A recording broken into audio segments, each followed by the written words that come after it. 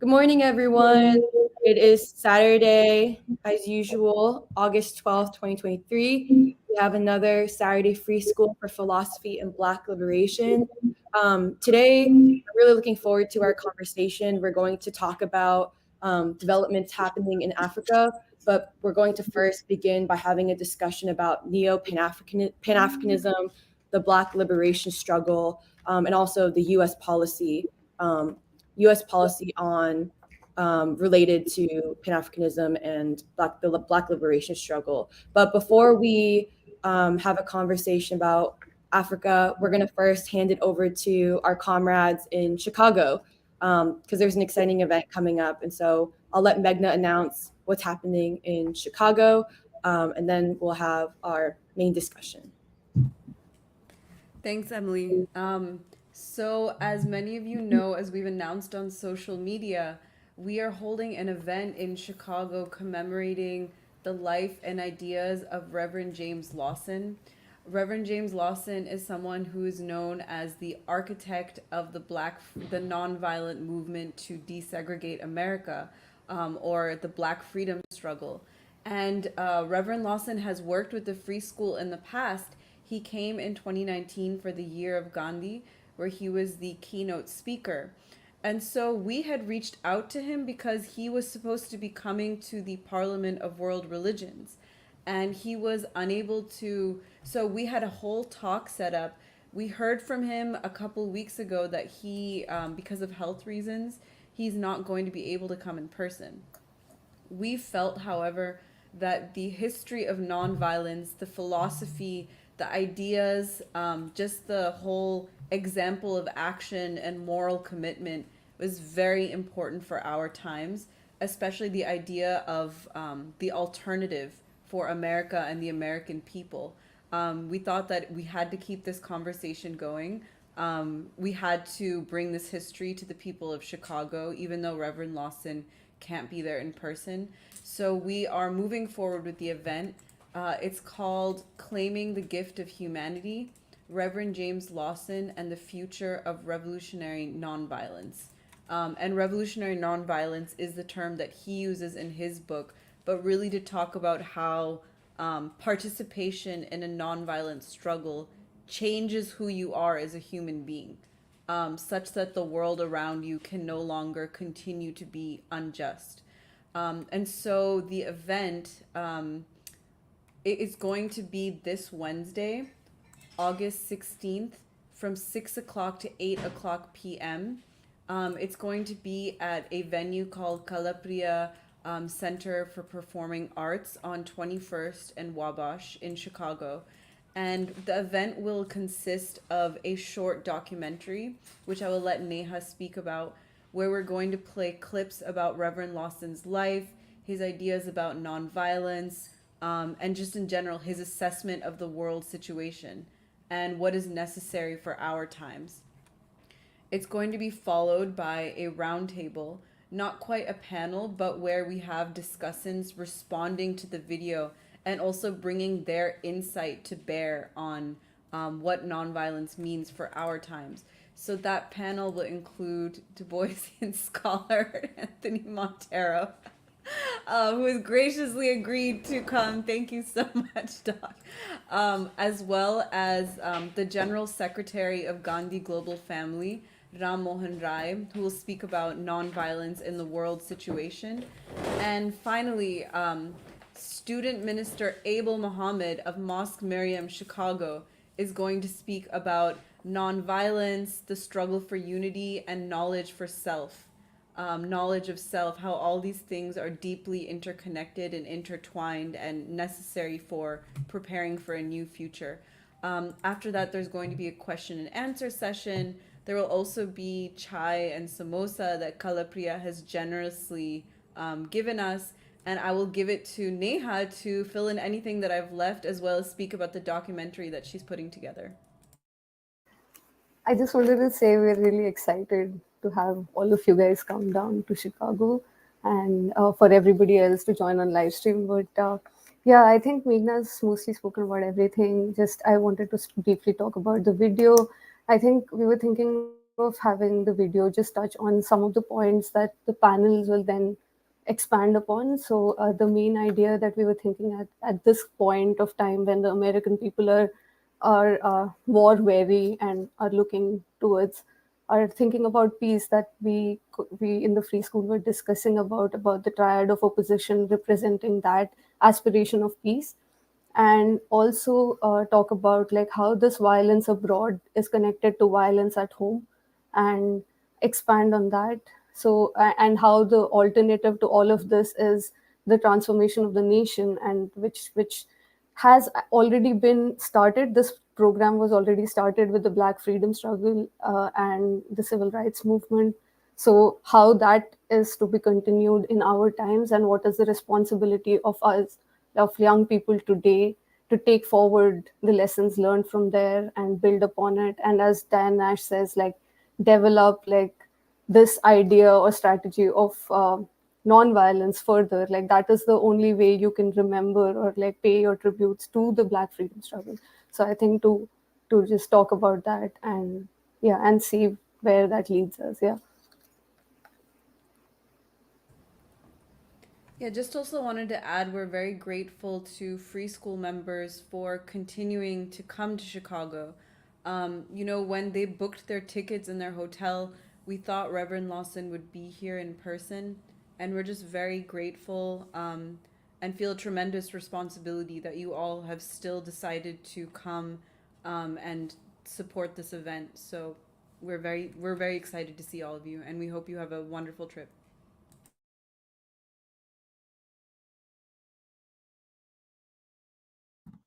Yeah, we're really excited to come. And as always, free school, when one of us goes to some place, we all have to roll in squad deep. So there's only two options, and none of us go or all of us go.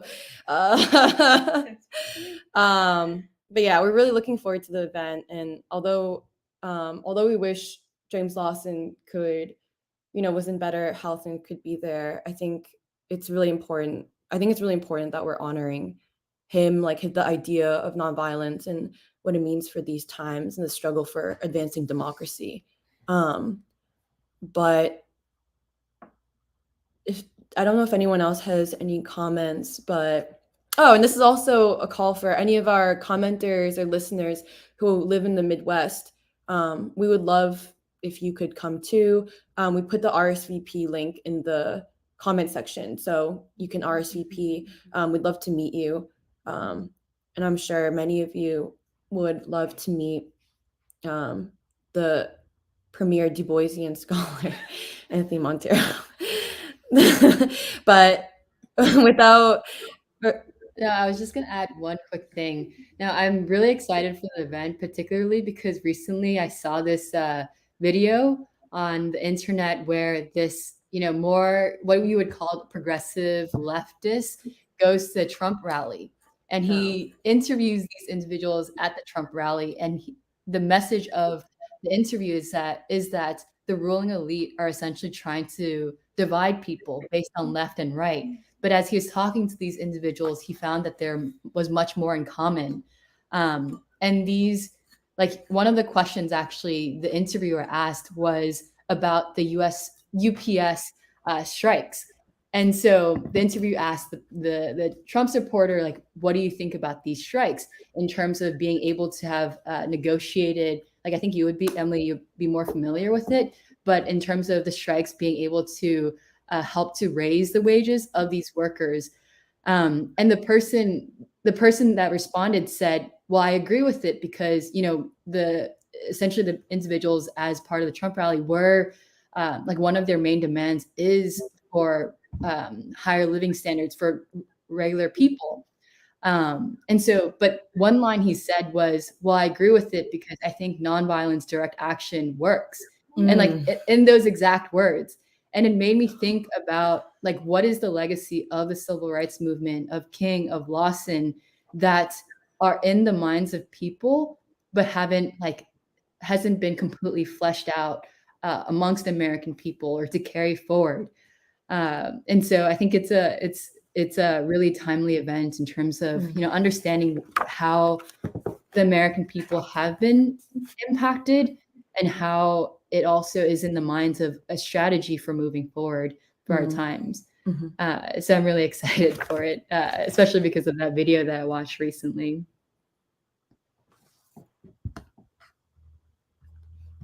Okay, well, maybe we can move on to our main discussion, which I think a lot of the commenters already seem to be looking forward to, which is our discussion about Pan-Africanism, the Black liberation struggle, and U.S. policies.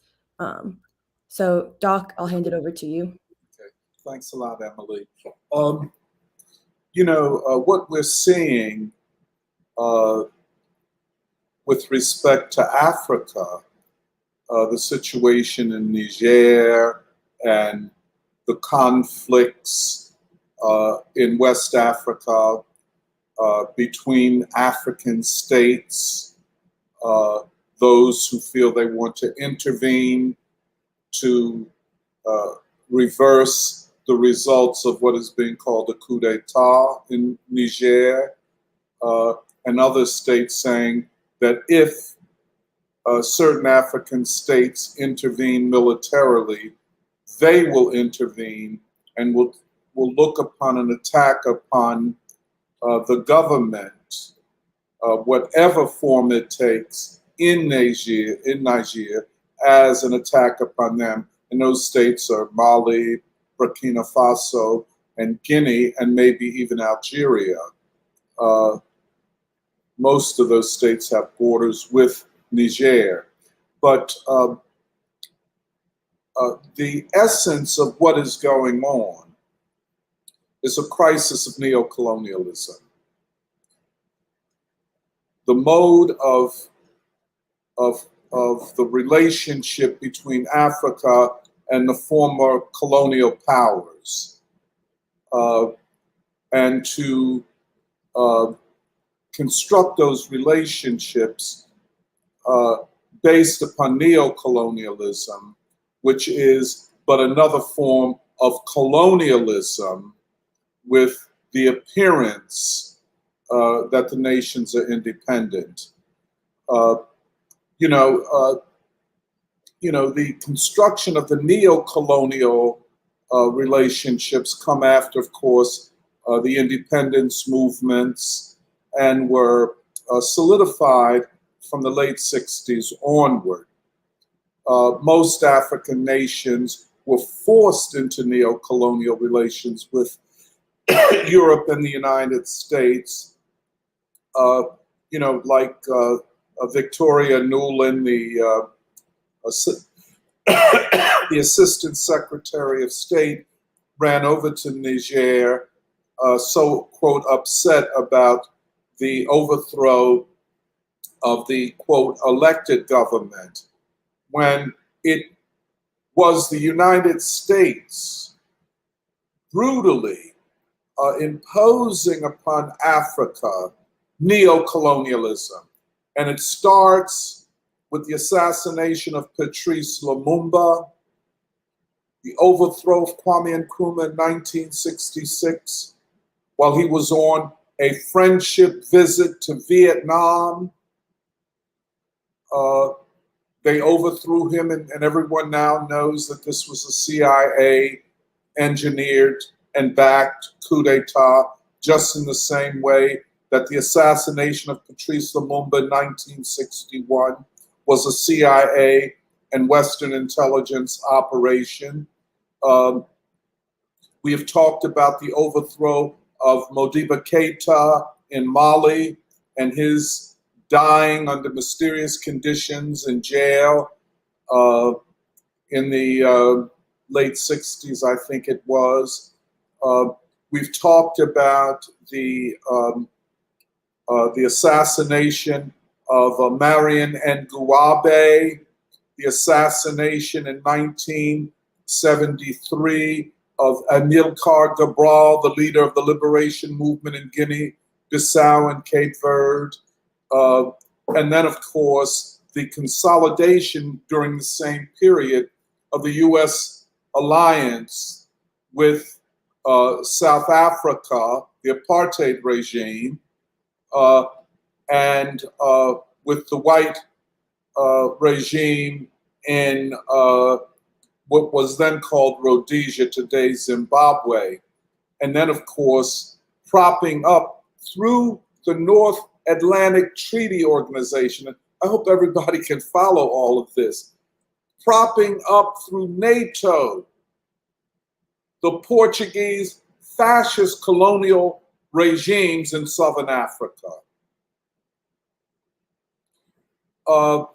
And then, again, I hope we can imagine or get a picture of this. Developing an axis. The NATO thing was one thing, but then an axis within that of the United States, apartheid South Africa, and Israel. That was an axis, and it was used by the United States to funnel nuclear weapons technology through Israel to South Africa.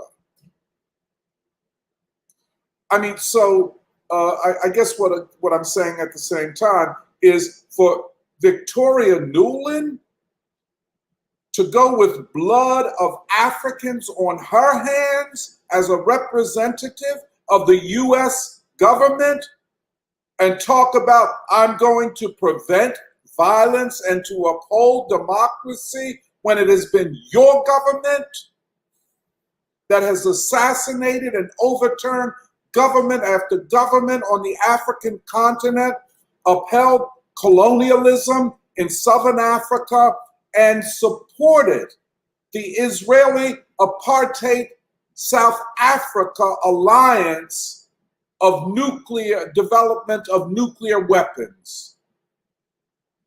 So, so much for Western democracies and all of their claims. And part of what we do in the free school, and I know the Bandung Reading Group is now reading Kwame Nkrumah's classic, Neo-Colonialism, The Highest Stage of Imperialism. And this is a very fundamental work. And it was this work, that book, that triggered the CIA and its agents in Ghana to overthrow Nkrumah. And but this is a very important book. I think the title of it is accurate. The highest stage of imperialism, or the highest stage of colonialism, that neo-colonialism is in fact a form of the oppression of the African continent, especially what they call Black Africa or Sub-Saharan Africa, for the purpose of controlling the vast wealth, both mineral and human, of the African continent. That relationship is now in crisis. And of course, for me, the first indication of it is when almost half of the nations of the African Union, there are about 54 of them, about 25 of them refused to vote with the US in the UN General Assembly over a US resolution to condemn Russia in the Ukraine. That was the first sign that, whoa, something is going on here. And then, of course, the events in Niger, and obviously in other countries, Burkina Faso, the former Benin, Mali, Guinea, perhaps Algeria, and who knows where else. This is, of course, West Africa. But then, of course, the developments politically and geostrategically in South Africa, where the South African government, let me just give you an example of what I'm saying. The South African government in 2011, when NATO went to the UN Security Council to get its support to bomb Libya and overthrow the government of Colonel Muammar Gaddafi. And 2 African nations were on the Security Council at that time, South Africa and Nigeria. And they both voted with the US and Western countries to bomb Libya. And I have to tell you, I was shocked beyond belief to hear the speech of the South African representative on the Security Council, given all of the aid and protection that the government of Libya had given to the South African liberation movement. By the way, I wrote an article called, oh God, what's the name? I forget the title of it, but it's something about the evolution of Nelson Mandela from revolutionary to almost neo-colonial government. You can read it. You know, I think it depicts what had happened by the time the ANC took governmental power in 1994. It was not the same ANC. And then by 2011, it had completely capitulated to the West, even if it meant supporting the overthrow of a nation, a friendly nation, and a friendly leader. However, today, a little more than 10 years out from that time, the South African ANC-led government has taken a completely different position. And South Africa is so important because it has industry, it's the wealthiest nation, although a nation filled with poverty.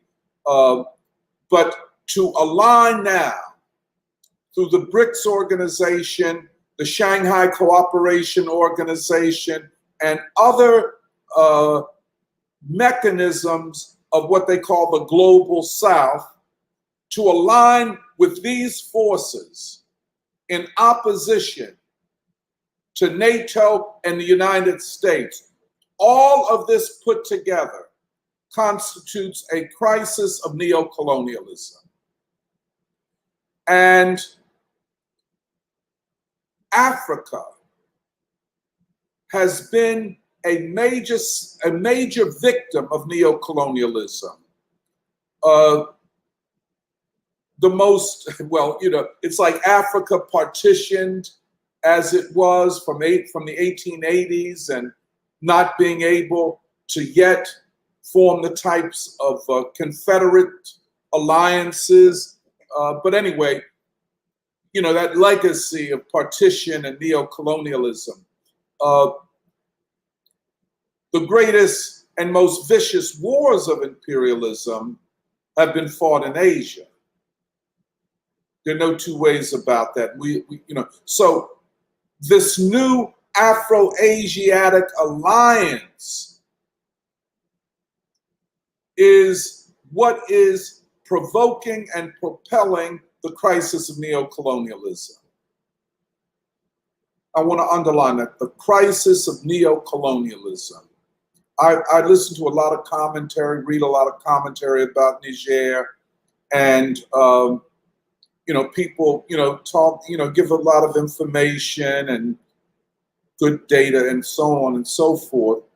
But what I've not heard any of the commentators say is that this constitutes a crisis of neocolonialism, a crisis that can be resolved through brutality and Western intervention, or can be resolved through a new stage of the struggle and of liberation on the African continent. However,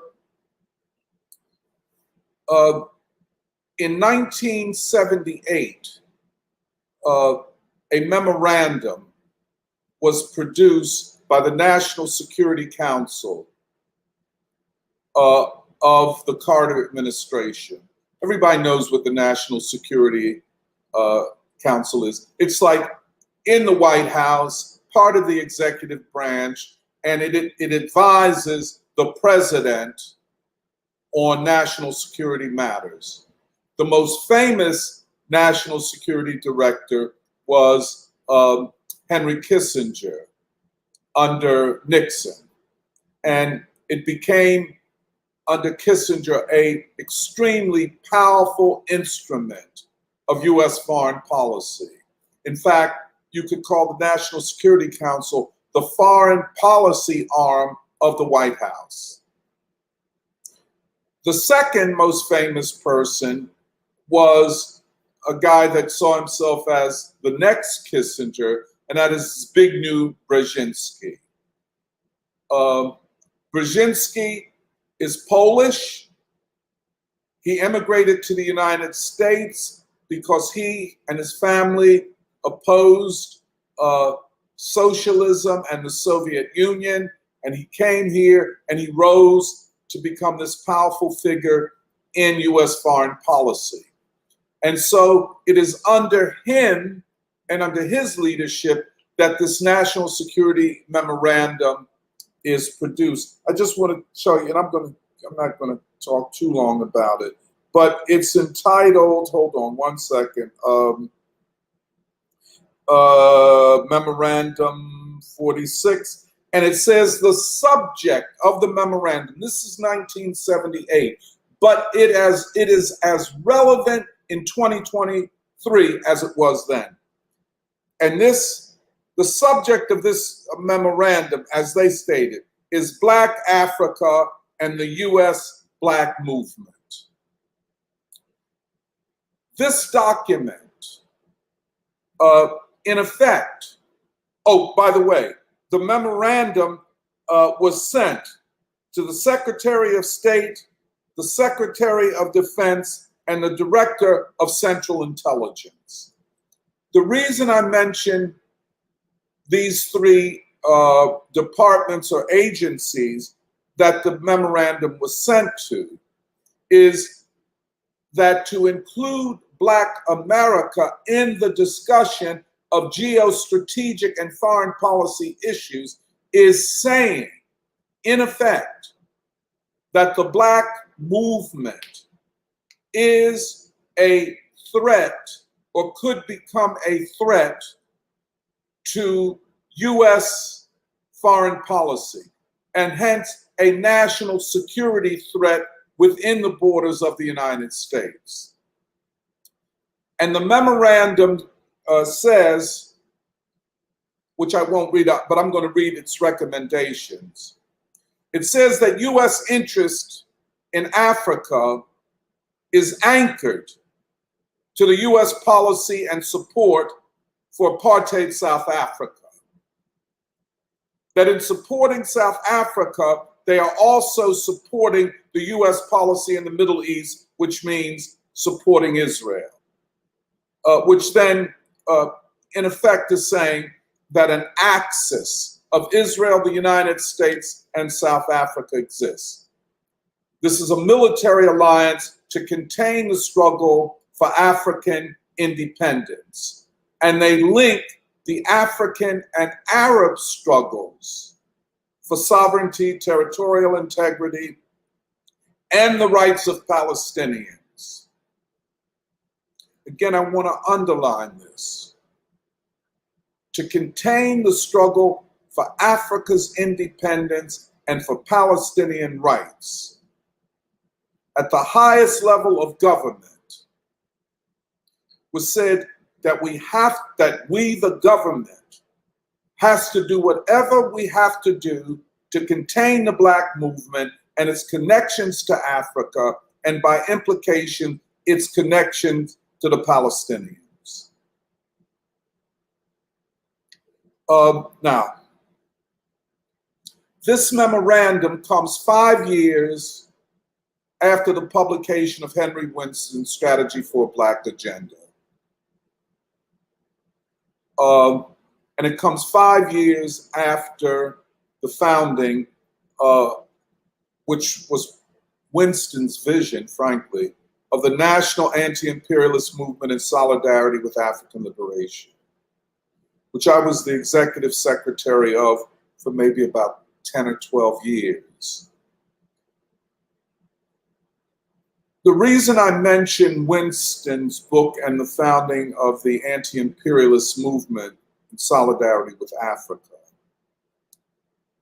is because what this national security document says is that all that Winston had conceptualized in the book and how we attempted to implement it in the solidarity movement with Africa is what is targeted by this memorandum.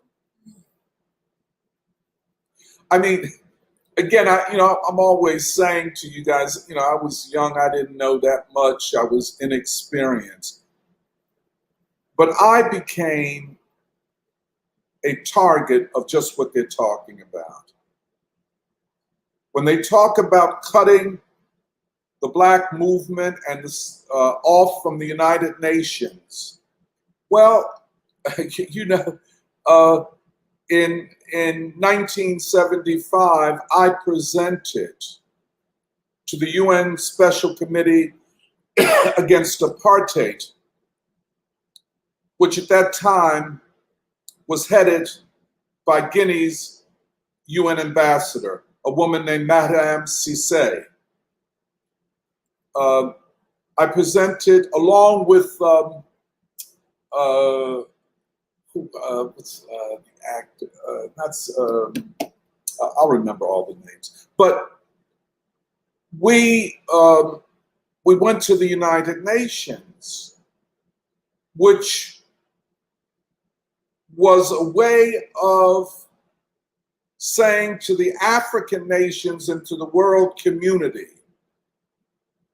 that there is a movement afoot opposing the US policy in South Africa and Africa generally. And it was here that I met the very famous Indian anti-apartheid activist who was then the administrative head of the Special Committee Against Apartheid, Mr. E.S. Reddy. That's where I met him. And that's a whole story in itself. A spectacular man, a man of deep principle, and actually a disciple of Du Bois and Paul Robeson. And just parenthetically, I heard, I think from Johanna Magna, that in Mr. Reddy's last years or days, the only music he wanted to listen to was music sung by Paul Robeson. So it was just, go. Specifically, he was making a study of Negro spirituals. Like, that's what, when we asked him what he was doing with his time, that's what he was really dedicated to. Yeah, there's so much to say about Mr. Reddy. But anyway, so 3 years later, after we present these petitions, after a very difficult struggle at that time, because apartheid was not on the front pages of the newspapers, the war in Vietnam had just come to an end, and that there were so many efforts to destabilize what we were attempting to do. And one of the ways they destabilize you is to trivialize you, or a movement, or to set other, quote, Black organizations against you. And we'll see how that worked out in this document. But the document is is a, excuse me, y'all. The document, the memorandum itself, is a defense of U.S. interests, as they put it, but U.S. interests were in the upholding of colonialism in Southern Africa, especially apartheid in South Africa, and neo-colonialism in general on the African continent, and undermining any anti-imperialist and anti-colonial efforts among Black people in the United States. Let me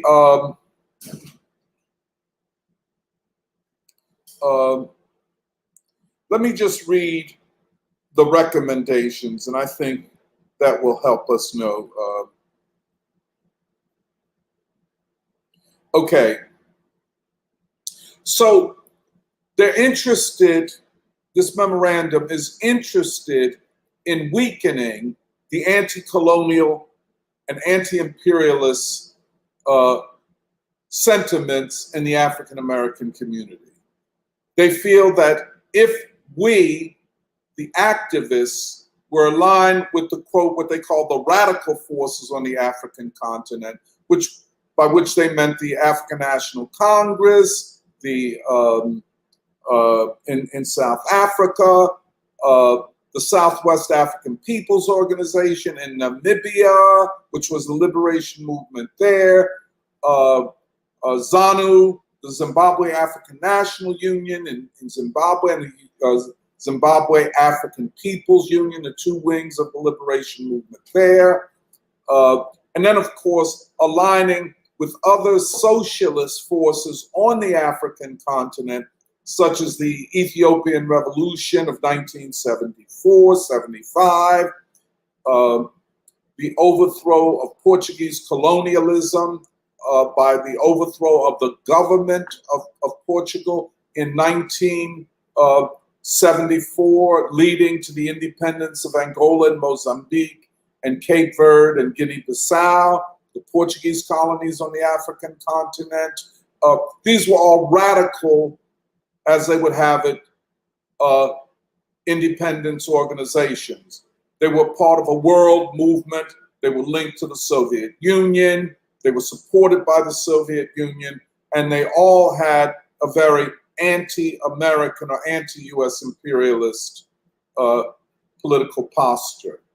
And of course, we were deeply linked to them.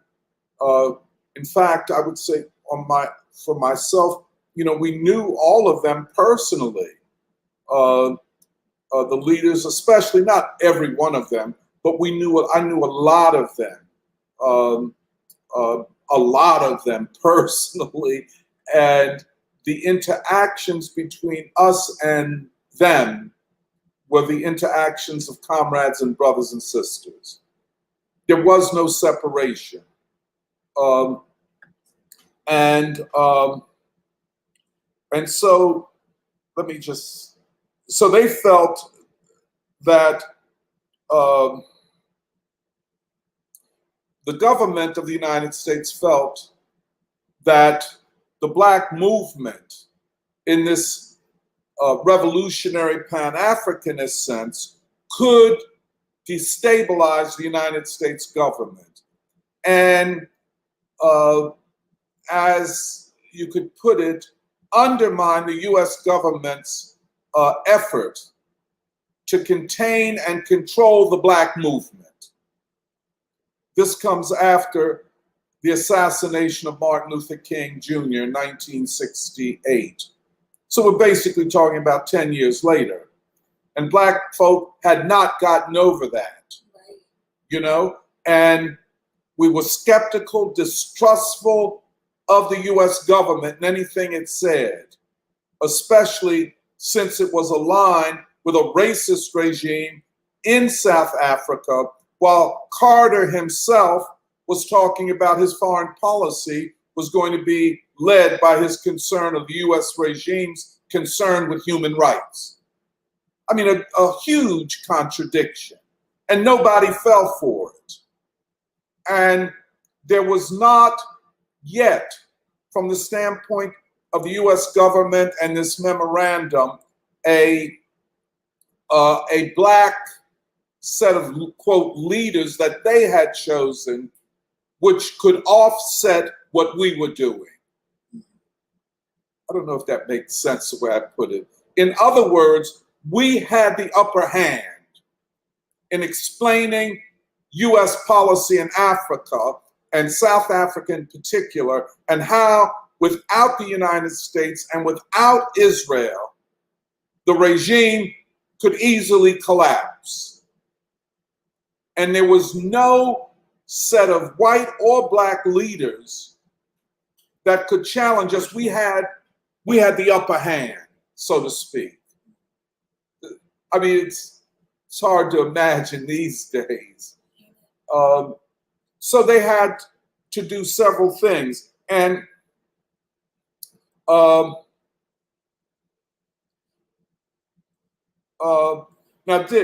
they make recommendations. So under the heading political options, they make these recommendations. I would like to read them to you.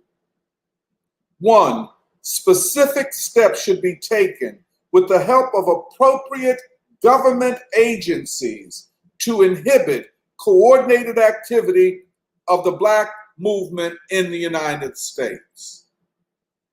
Now, when they talk about appropriate government agencies, they're talking about the national security state, the FBI and the CIA. So, in the name of national security, our freedom of speech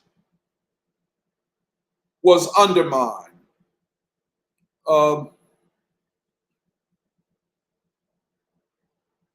2, special clandestine operations should be launched by the CIA to generate distrust and hostility in American and world opinion against joint activity of the two forces, Africa and Afro-America, and to cause division among Black African radical national groups and their leaders.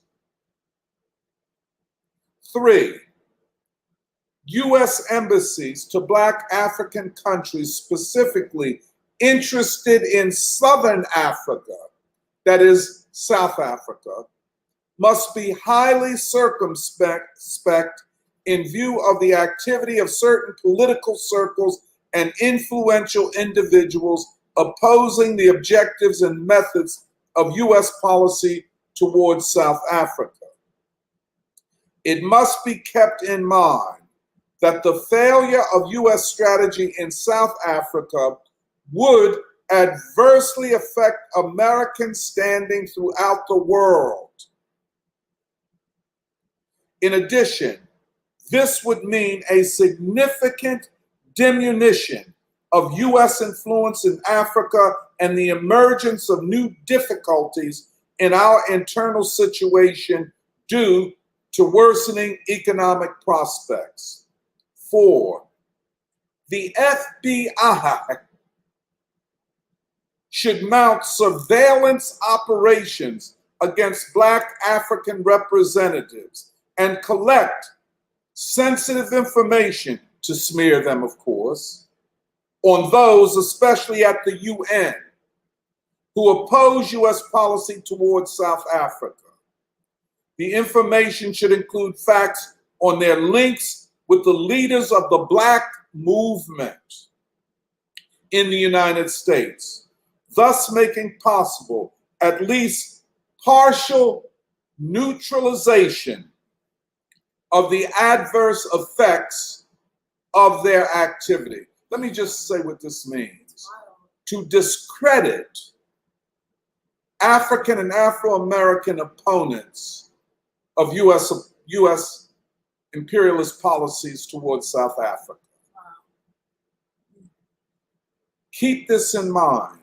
The smearing, the claim, and then of course how feminist, a so-called Black feminist discourse was deployed against both the civil rights leaders and the leaders in the anti-imperialist cause with respect to Africa. Then they have a section called Trends in the American Black Movement. This is highly significant because this becomes the central topic of Henry Winston's Strategy for Black Agenda.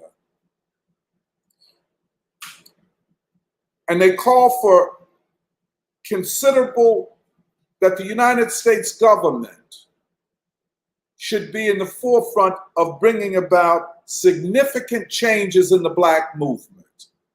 I think you guys have heard me say many, many times, the Black movement was brought down and has existed under enormous ideological pressure for some time, for at least 50 years.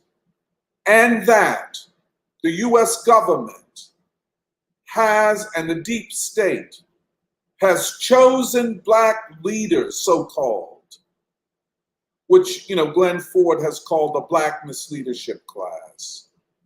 But here's what they say. They call for principal changes, and here's what they are. Social and economic issues have supplanted political aims as the main preoccupation of the Black movement, and actions formerly planned on a nationwide scale are now being organized locally. Yeah. That's what we were doing. Catherine could tell you about that. 2, listen to this. Fragmentation and a lack of organizational unity within the Black movement. Okay? You've all heard of COINTELPRO, right? That comes out of the 1950s.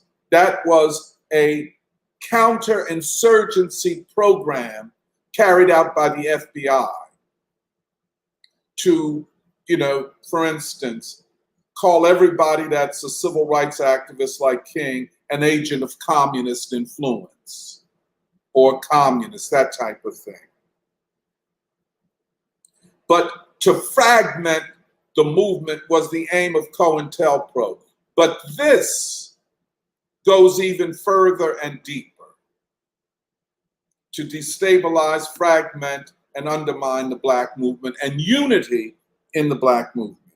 3, sharp social stratification of the Black population and lack of policy options which would reunite them. To preempt as much as they could the possibility of unity of action of the Black people. Then they go on and they talk about the range of policy options. A, to enlarge programs within the framework of the present federal budget for the improvement of the social and economic welfare of American Blacks in order to ensure continuing development of present trends in the Black movement. That is what you see the Biden administration trying to do, although they don't have the money to do it, to buy off as many Black people as possible in order to create a leadership, quote unquote, that says, look, we're working on improving the day-to-day lives of Black people. We don't have time, we Black folk don't have time to talk about South Africa. You see what I'm saying? And this was so obvious. By the way, parenthetically, this is why the campaign and election of Harold Washington was so fundamentally important. Because in my estimate, Harold Washington was the most significant mayor of any city in the United States in the last 70 years, at least. There's perhaps never been a mayor and a mayoral campaign that carried such consequences as that of Harold Washington. It represented this high level of unity. But again, Harold Washington fought for radical reforms while not becoming a reformist. A reformist is one that says we can only get reforms, we can't get radical change. B, to elaborate and bring into effect a special program designed to perpetuate, listen, to perpetuate division in the Black movement and neutralize the most active groups of leftist radical organizations representing different social strata of the Black community, to encourage division in Black circles. C, to preserve the present climate which inhibits the emergence from within the Black leadership of a person capable of exerting nationwide appeal. It's almost an admission that they killed King. They're almost admitting it. D, to work out and realize preventive operation, this is counterinsurgency in the United States against the Black movement. To work out and realize preventive operations in order to impede durable ties between U.S. Black organizations and radical groups in African states. E, to support actions designed to sharpen social stratification in the Black community, which would lead to the widening and perpetuation of the gap between successful, educated Blacks and the poor, giving rise to growing antagonisms between different Black groups and a weakening of the movement as a whole. In other words, they are admitting that government policy is to weaken the struggle for Black freedom. This continues up till today. You want to know the headwinds that the free school constantly faces. They're telling you it's right here. None of this is happenstance. When the government targets an organization, you will always see, and I saw it in my previous life, I see it now, number of individuals and ideologues being thrown at the efforts of that group of people. Okay. E, to support actions designed to sharpen social stratification in the Black community, already talked about.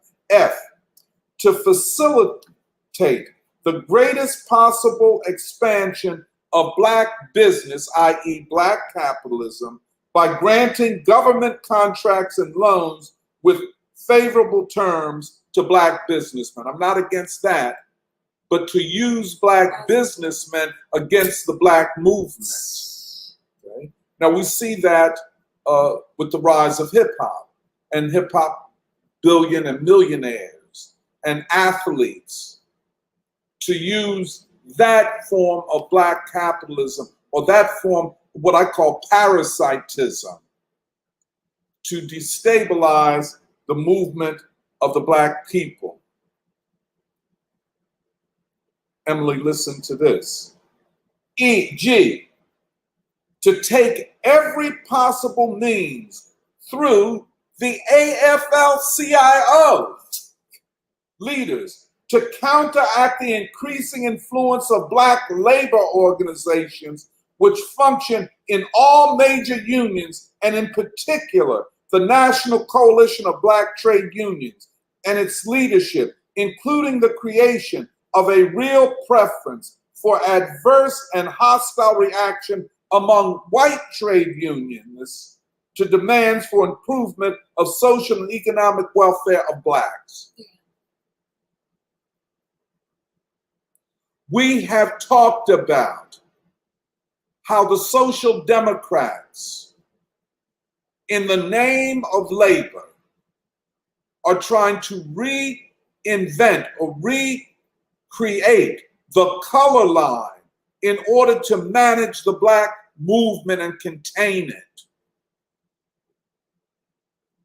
and to prevent the unity of black and white labor. H, to support, now listen to this, to support the nomination at federal and local levels of loyal black public figures to elected office, to government agencies and the court. And then they go on. This would promote the achievement of a twofold purpose. First, it would be easier to control, now listen, to control the activity of loyal black representatives within existing institutions, including universities and academics. You want to explain the cowardice behavior, the indifference of black academics to the conditions of the poor, the removing from faculty of blacks who are associated with the struggles of the masses of the people of the world and the poor. By the way, the more I talk, it's like my story being told by the government of the United States. You know, I was removed from Temple, and the chairman of the department who did it after, you know, well, I'll go to the details. He said he did it on the basis. He said this through his Facebook account. He said, I was not a scholar and I was nothing but a communist apparatchik. Temple elevated him. Most of the black faculty at Temple looked the other way while this happened, which said that the Black Academy is completely controlled by the ruling elite of this country, and they exist to confuse and misdirect black opinion. And secondly, the idea of an independent black political party, let me put in parentheses, or an independent black candidacy for the presidency, which is now under discussion within the black leadership circles, must lose all support. Okay.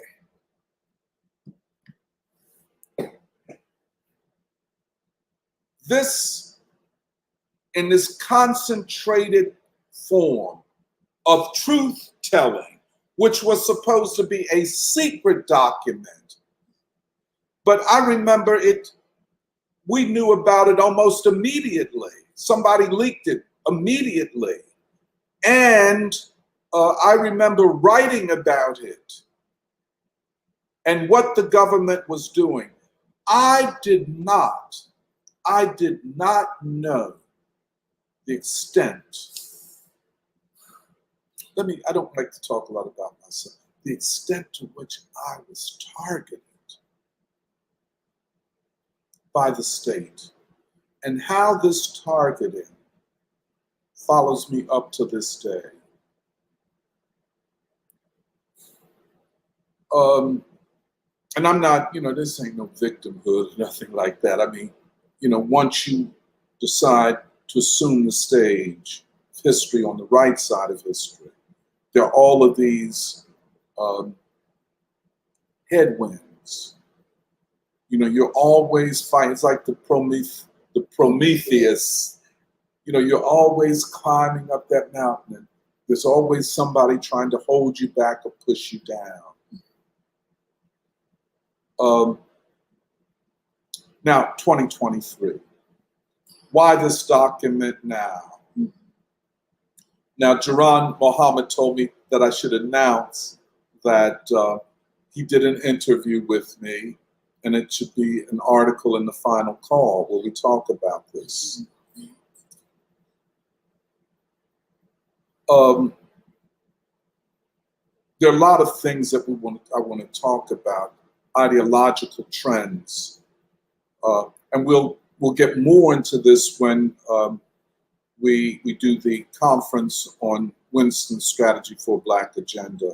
Hey, Dick, Eddie, and Nate, we got to meet some. We'll set up days so we can start the planning for this.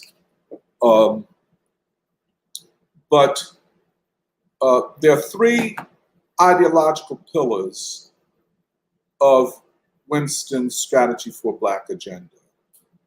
The ideological struggle against U.S. imperialism in its major form.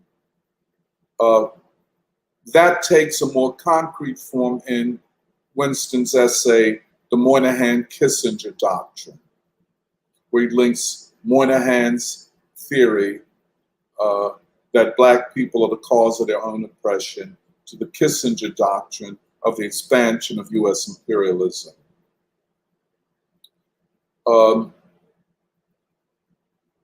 And the other part of Winston's thinking is in the essay, From the Anti-Slavery to the Anti-Monopoly Coalition. And this is where Winston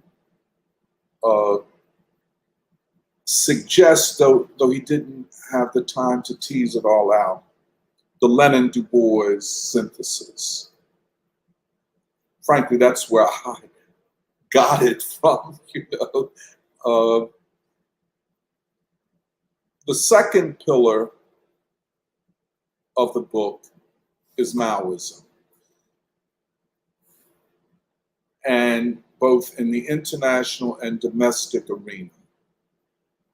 And the third is neo-Pan-Africanism or cultural nationalism. Those are the organizing elements of Winston's book. Now, how is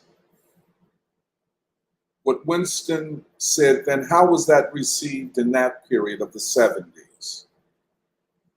And then how is a mode of thinking and a strategy of action basing itself on Winston's thinking, how does that outlook, that way of thinking and the strategy that flows from it, how does it manifest itself in 2023, specifically in the work of the Saturday Free School? First of all, you know, when Winston was, I think, well, I consider him the greatest communist leader in the history of the United States. And there are many great leaders. I mean, Eugene Debs, he wasn't a communist, but a great socialist leader, you know, William Z. Foster, Elizabeth Gurley Flynn, Mother Jones, you know, all of these great, Big Bill Haywood. These are names that are not known well. If there was a labor movement of the 1930s, it is indebted deeply to those men and women who were in the international workers of the world, the Wobblies. And then most of them came and became early members of the Communist Party. But Winston was the most creative and most important thinker. And, you know, when we do the seminar on his book, that question of creativity and thinking constantly anew and looking at world developments and then coming forward with strategy and tactics that are in alignment with the way the world's progressive and revolutionary forces align themselves. It was something. We'll explore that more. But his writings were often met with not open hostility, but this idea of we really don't understand what you're talking about. Or why are you talking about a strategy for Black freedom when we are, quote, Marxist, which means that we have a strategy for class, I put quotes, class freedom, as though what Winston was saying was not about class freedom. It's a way to trivialize this very creative thinker. And I have to say, I still feel a certain way about that. You didn't know or you didn't want to know. And it was always, so that was one thing. Then there was the hostility from outside of the party. The biggest thing in the party, the Communist Party, was, oh, we don't understand. And that's always the posture of the, quote, well-meaning liberal or well-meaning leftist. Oh, I don't understand what Black people really want. Or are you talking about nationalism, Black nationalism? You see what I'm saying? Of course, I was accused of all of those things. At a very young age. I can't tell you I was young and inexperienced, but just, targeting a person. The other thing is outside of the Communist Party, because as you know, Winston attacked cultural nationalism, and he also attacked the weaknesses in the theorizing Huey Newton and the Black Panther Party. First of all, cultural nationalism, or what he calls neo-Pan-Africanism.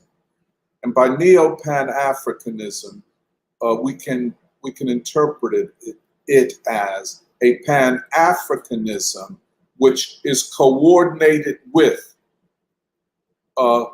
American neo-colonialism. So neo-Pan-Africanism and neo-colonialism go hand in glove, where the revolutionary and radical forces were talking about the freedom of African nations from apartheid and colonialism. The neo-Pan-Africanists were talking about identity, and naming, taking on African names, wearing African clothing, and a indifference to the great political battles. But the other thing about neo-Pan-Africanism is that at its core, at its essence, is anti-communism. Openly, and violently anti-communist. Now, you don't have a Soviet Union, you don't have a Communist Party.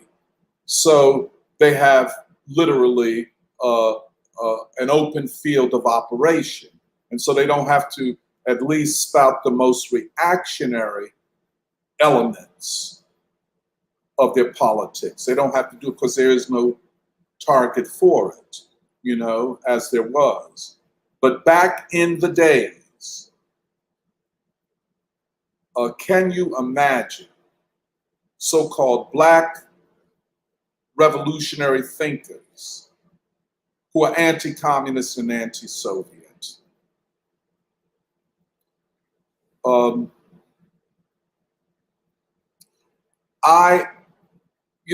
Magna, just like you all, the difficulties of getting places, venues are closed to you. Suddenly, people make a 180-degree turn in a matter of weeks. He said, I thought we were tight. They said, well, you shouldn't have thought that. it is the politics of destabilization and containment and management of the Black movement. And there's always, and Winston brings this out, the commonality between the narratives of US imperialism and cultural nationalism and neo-Pan-Africanism. And they would do it, just so you'll know, back then they would do it by claiming that they were more Black and more authentic than, let us say, myself. You know what I'm saying? For real. You know, I remember when I was running for Congress and I went to get the support of the Black Political Congress here, which was an organization that existed for independent Black political action. And they had endorsed everybody except me. And a woman stood up and said, the reason they couldn't support me, they said, because I was a member of the Communist Party and running on the Communist Party ticket. And then a woman stood up and said, and his name is not even Black. And her name was Jones, and last name, like that's Black. You know, my name is Portuguese because where my father is from. And it was that kind of challenging. Well, we're not going to even talk about your ideas, but we're going to talk about how you're not Black enough, you know? Or the next thing is, oh, you're in an organization with white folk, and our organization is all Black. So all of that, as I call it, nickel and dime espionage, I always felt it. And the reason I'm talking about myself is to give you guys a sense, I mean, from my own experience, and I'm certain there are more people that could give examples, but it was always something else. I felt never good enough, or what do I do? That's why, people like Lucian Blackwell and Henry Nicholas are so important. They never accepted that way of thinking about me and treating me. You see? So, a lot of these people, and I know when we had the Azadi reading group during our celebration of India's 75th anniversary, a couple people, Black people, came and they said, well, I don't see no Black people. What is it? What's, all of that. And I said to Purba, that's where they always come. That's where they always come. And it is to cover up the counter-revolutionary nature of their own positioning. But it is not apparent because, for us, let's say the Free School, we're trying to talk to the broad mass of people. We're trying to create ways of speaking to people in general. And the neo-Pan-Africanists are always going behind your back with a narrative, especially when it came to me, Tony ain't Black enough. And that's still, circulating. And I say this, I hope people understand where I'm coming from. The distraction of uncritically heroizing people of a previous period that acted in reckless ways that did not advance the struggle for unity of the Black movement. So young people going back to that and uncritically celebrating profound tactical and strategic and ideological mistakes. And they were. They were. And to associate their embrace or celebration of the mistakes of the past as somehow signifying their radical revolutionary politics. Does that make sense? You know, and they're being black.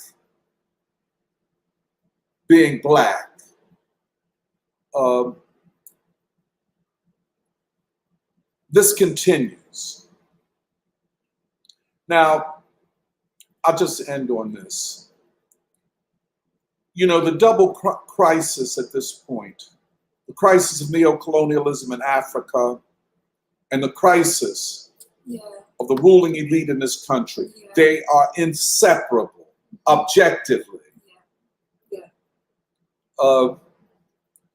And to understand this interconnection, and this is part of what we do in the science reading group, you have to have a philosophical grounding that says that the world is not what you think it is, the world is what it is.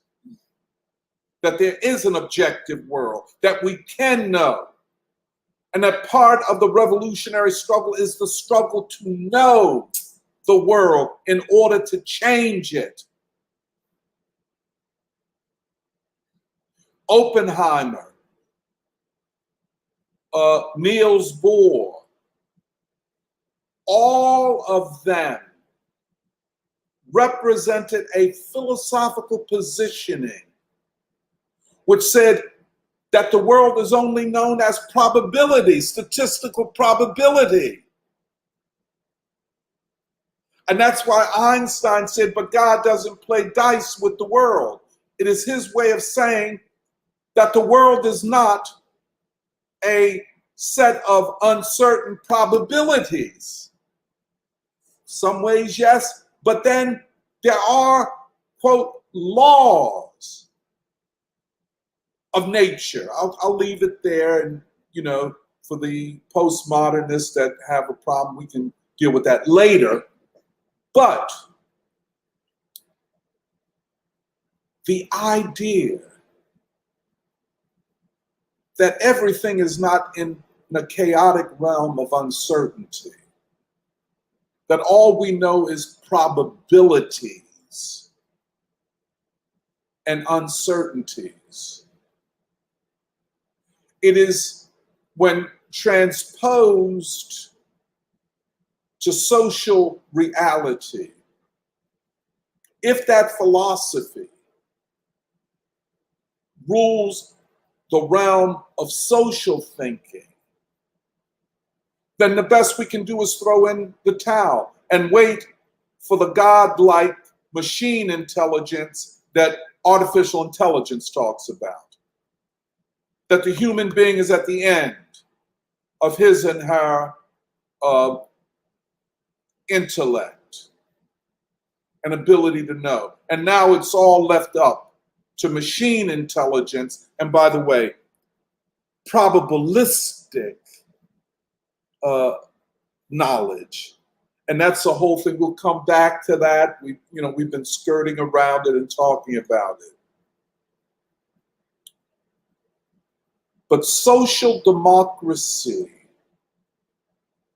and cultural nationalism and cultural feminism and the preoccupation with transgenderism, all of this is grounded in a similar philosophical outlook, which disables the masses of people and prevents young people from arriving at a position of revolutionary understanding, of revolutionary agency, of revolutionary responsibility. If I can't know anything, then I'm not responsible for anything.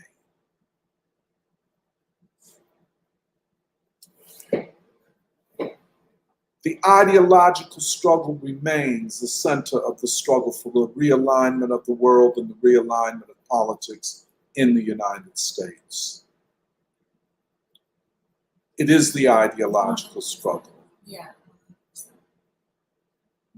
This is why the methods of the free school,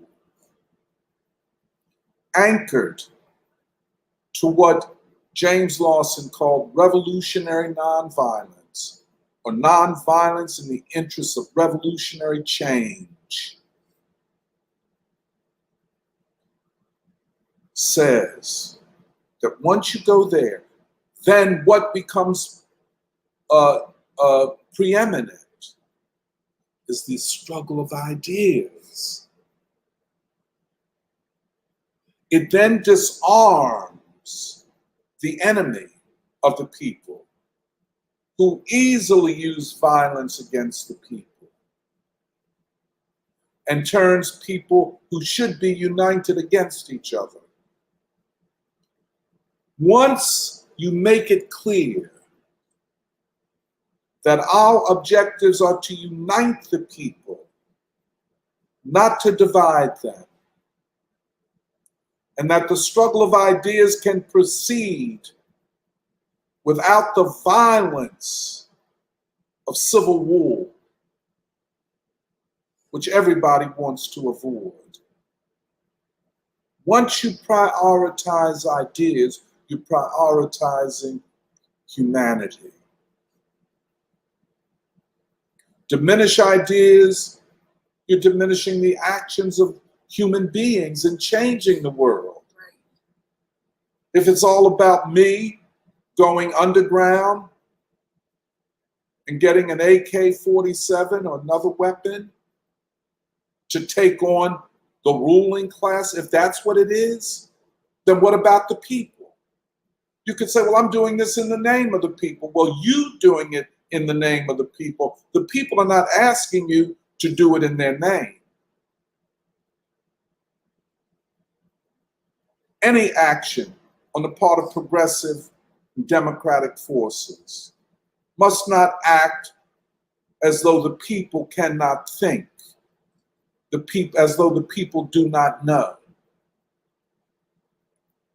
We act on the basis of our understanding of the people, rooted in a relationship with the people.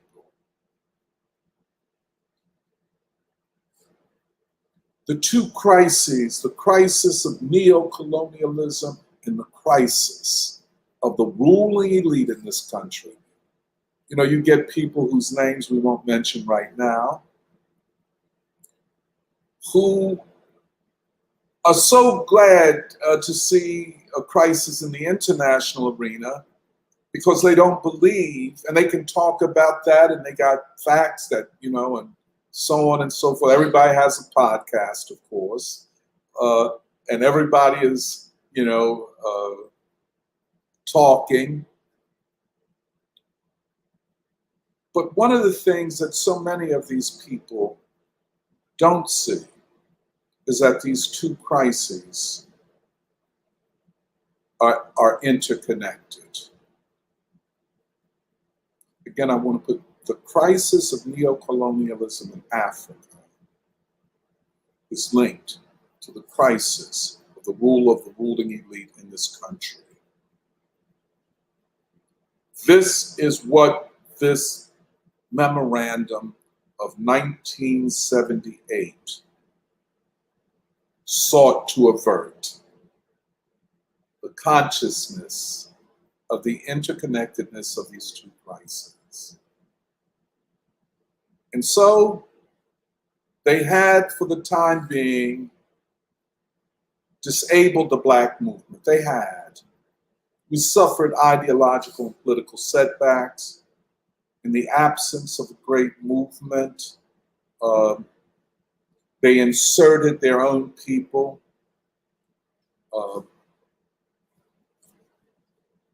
You know, the Black academics, the Black public intellectuals, you know, and so on, that do not challenge the ruling elite. However, and I'm going to end on this, their strategy reached a, a, a real problem in 1995, because they always said we don't want a national leader among Black people. That Black masses of people say, well, that's what I associate with. That's what I identify with. And that was the Million Man March of 1995 and the rise of Minister Louis Farrakhan as a preeminent national leader of Black people.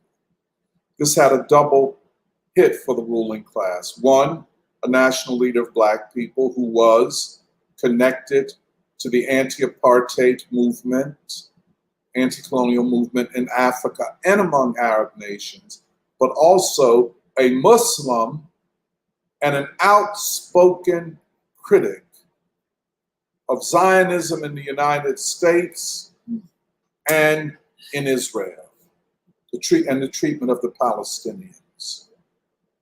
All of this came together in Farrakhan and still is. However, there's been, still the ruling class never gave up. And so going forward, we have to proceed with our understanding of this document and how it is continuing to be implemented at this time.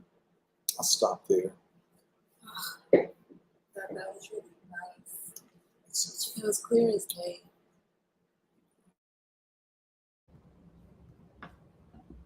This is making me think about a lot because I've been seeing many videos of Louis Farrakhan lately as well. And namely, there are two videos that I think of. One is this interview that he had with Donahue in 2002. And in it, Donahue he's just extremely annoying and condescending in this, because instead of actually having to grapple with Farrakhan's ideas, he keeps belittling Farrakhan and saying, why are you against the Jews? Even though Farrakhan is saying, like, of course, like, they're good Jews, but what I'm talking about are the Zionists and those that are oppressing the Palestinians, but also the rule in the US.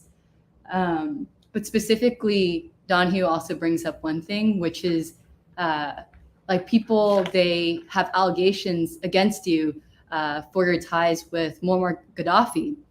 And then Farrakhan laughs and he says, no, those aren't allegations.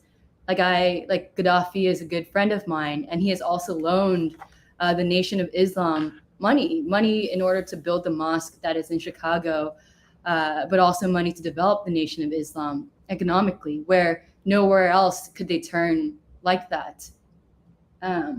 But then there's also this other clip that I've been watching lately that returns so often, and this was in 2011 after the assassination of Gaddafi. And the assassination by Obama, because and Farrakhan talks about it, where they were supportive of Obama, and maybe Doc, you know more about this, but initially they were supportive of Obama because they thought it was a Black brother. They would represent the causes that Farrakhan himself is a part of, the civil rights movement. But in it, he says no, like they have turned Black people against Black people, colored people against colored people, where they brutally assassinated Gaddafi. And what did they assassinate him for, if not for his ideas? Because this is also following Gaddafi's speech to the UN, where he talks about the inception of the UN and how it's supposed to be an organization that represented, essentially a world community where all states are equal. And that being in the preamble of the UN Constitution. But Gaddafi says everything after that initial is not equal. Why is it that there are 5 states on the UN Security Council that are able to veto and nullify the decisions of 100 other countries? How is that equal? And even at that time, also speaking about de-dollarization, going off the dollar. But your introduction was really important because it also helps me to understand why, a group of us have been leaning towards studying Africa, place that's so complex and no one has really explained it to us, of Asia and Africa. We're talking about an Afro-Asiatic reconstitution of the world that figures like Du Bois and Robeson envisioned in the 50s, 60s, also with Nkrumah, organizing with Nkrumah, of this idea of Pan-Africa, along with the anti-imperial and anti-colonial movements that are happening coming out of World War II. And it's important because I think the times now are also a continuation of the work that was started then and continues today, because like you said, many of these movements were brutally, both internationally but also within the United States, brutally divided and also suppressed. That you see, the assassinations after assassinations. Like, one of the biggest questions we have is, why were there all of these coups in Africa? Like you said, Marion Ngouabe, Patrice Lumumba, like, what was it that they were fighting for and what was cut down short? But in these times, you see something new, that's continuation of the old, but also something new that's emerging, that's possible with the rise of both Asia and Africa. And the group of us we talked about, we've been reading, both starting with Robeson, Du Bois, like the relation of Black America to the world. You know how Paul Robeson is saying, like, the US, they want to put me in a box because I'm going to the world stage and talking about Black America. And they want to cut me off from that.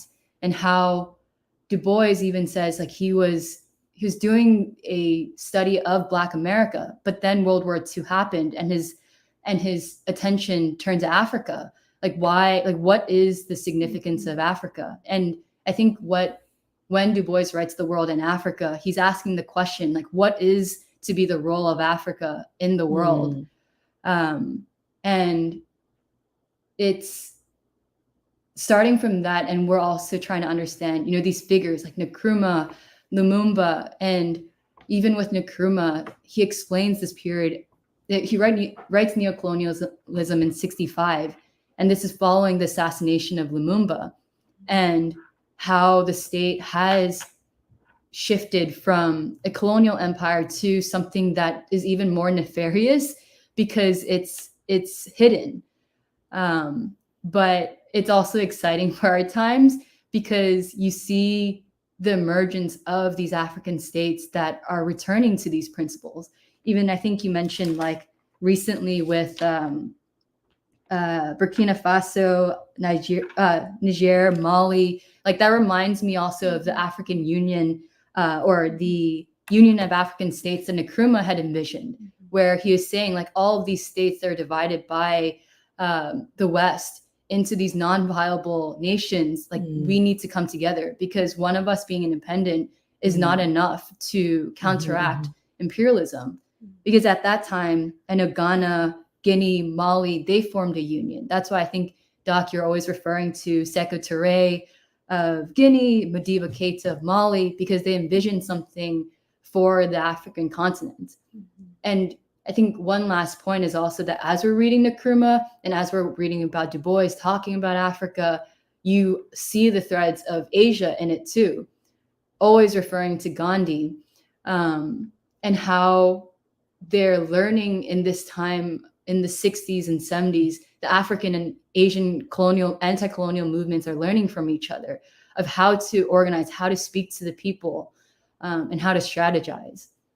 And so I think this is a really important time to understand, like, what is the ideological battle that we're up against. Yeah, I just wanted to add because I think it is important that you ended with Farrakhan, because they actually, if you Google this memorandum you were reading, Doc, they published it in the final call. And I realize you keep hearing this in their speeches. They teach that they do not want us to be connected to the world. And that is the beacon that they're keeping alive. And I just think even reading this memorandum, how many more memorandums have there been? I think there's a new level of sophistication even given everything we've read and we've seen, I just think everything we've been talking about with ideology, the use of black imagery and African imagery to literally cut black people off from Africa. It's just so insidious and horrible that people know dashikis, but they don't know Modibo Keita. They don't know. I mean, Africa is so great. I just want to just shake people's shoulders. But I mean, instead they give people this opioid, that has nothing to do with the actual lives of people. And the other thing, just going off of that memorandum, the mention of an independent black political party, and obviously its relevance for our times when everybody's the ruling class is, Democrat or nothing else. I was thinking, I really think it's important to study the Black Political Congress, because that is, The Black Political. I think it's Gary. yeah, the Gary, Indiana, the National Black Political Convention, coming out of 1972. And whatever I've tried to find reading up on it, it's like, oh, it was beset with contradictions and this and that.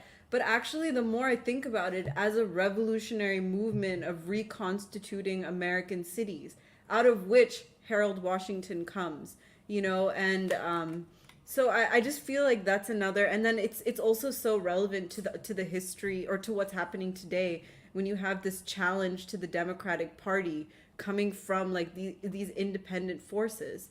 So I just wanted to look at that more. And the last thing I just wanted to say was destabilization, the politics of destabilization.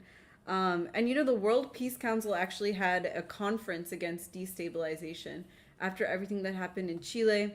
And this is why Indira Gandhi did the emergency.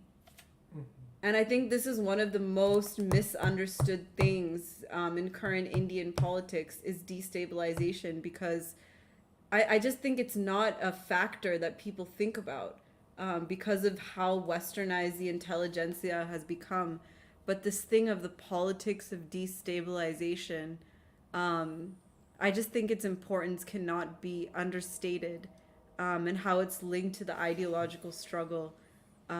It's just a lot. Just, blowing my mind. Yeah, it's too much. I was also like, I kept getting emotional when you're talking because it's so personal what you're saying. Like, it has everything to do with my life and the people who I grow up around, and every one of us in preschool, how we came to free school. And I've been thinking about the nonviolence as a tool that was used by the students in Nashville and Diane Nash and Lawson, and like how as a transformative force it was a mode of operation, a framework of mind that allowed people to change other people's minds, and enemies became friends. And Yes. how, like last week we were talking a lot about the, prophetic tradition. And the same thing with Farrakhan. There's still a force in this country that remains steadfast on the struggle, on the battlefield for freedom. And like yesterday, me and Doc were hanging out, which was really fun.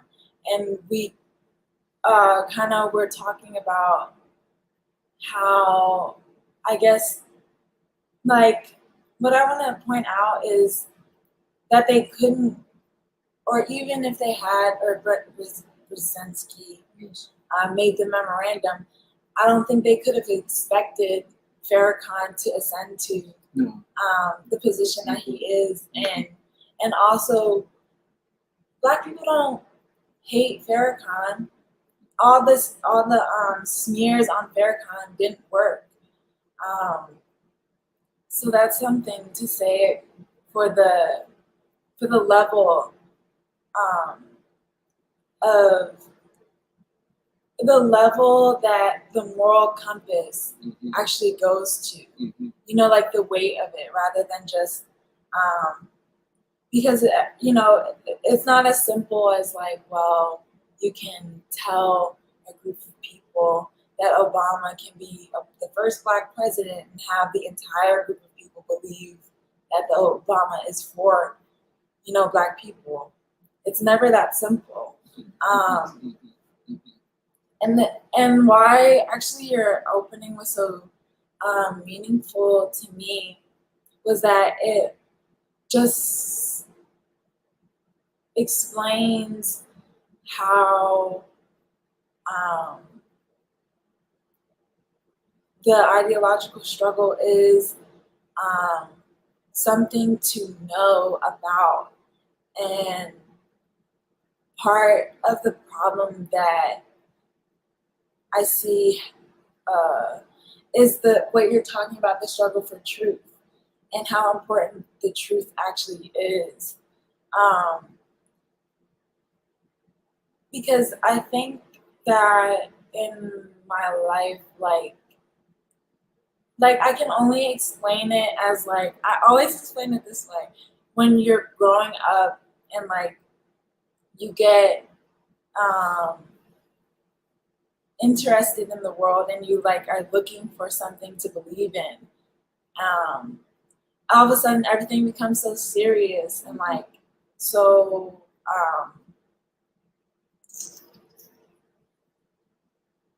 it's almost like the same conversation that Baldwin had with the young one of the students down in the South or something like that. Like a student had come to his room or something, and he saw that the weight of the generation, the choices of the generation, the responsibility of the generation was on the student's shoulders. And it, there's all these little hesitances. Does he stay in school while the nonviolent sit-in movement was happening, or does he join the school or join the movement, which also, kind of disregards his own parents, will want and wish for the child to continue to get his education and get a degree or whatever. But that choice, that responsibility, I guess that's the feeling, or that's the point that the ideological struggle carries on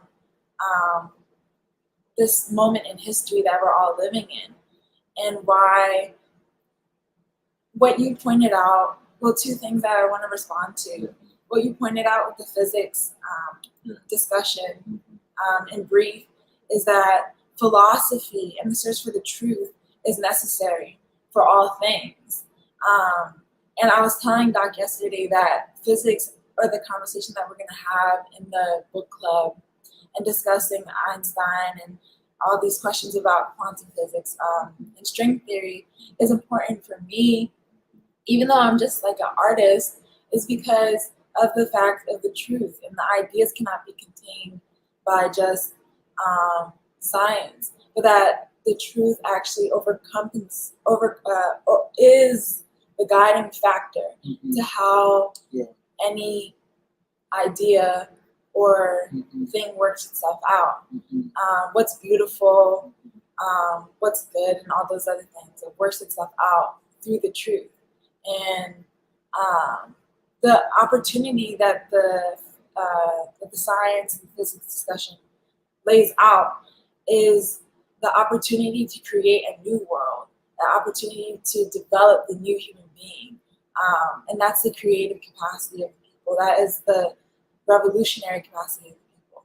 And then also what you said about the Black feminism, you point that out because a bunch of us had seen this documentary shown by the Black Film Festival of Nikki Giovanni. And the problem of the film is that it lays that there is no hope for the future, and that there thus is no future for the young people to struggle for, and that we just give up on the world, essentially. And I say it like that because, of course, it's not so simple.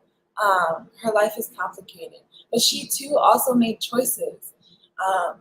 And I get kind of emotional about that because I choose to live my life with purpose.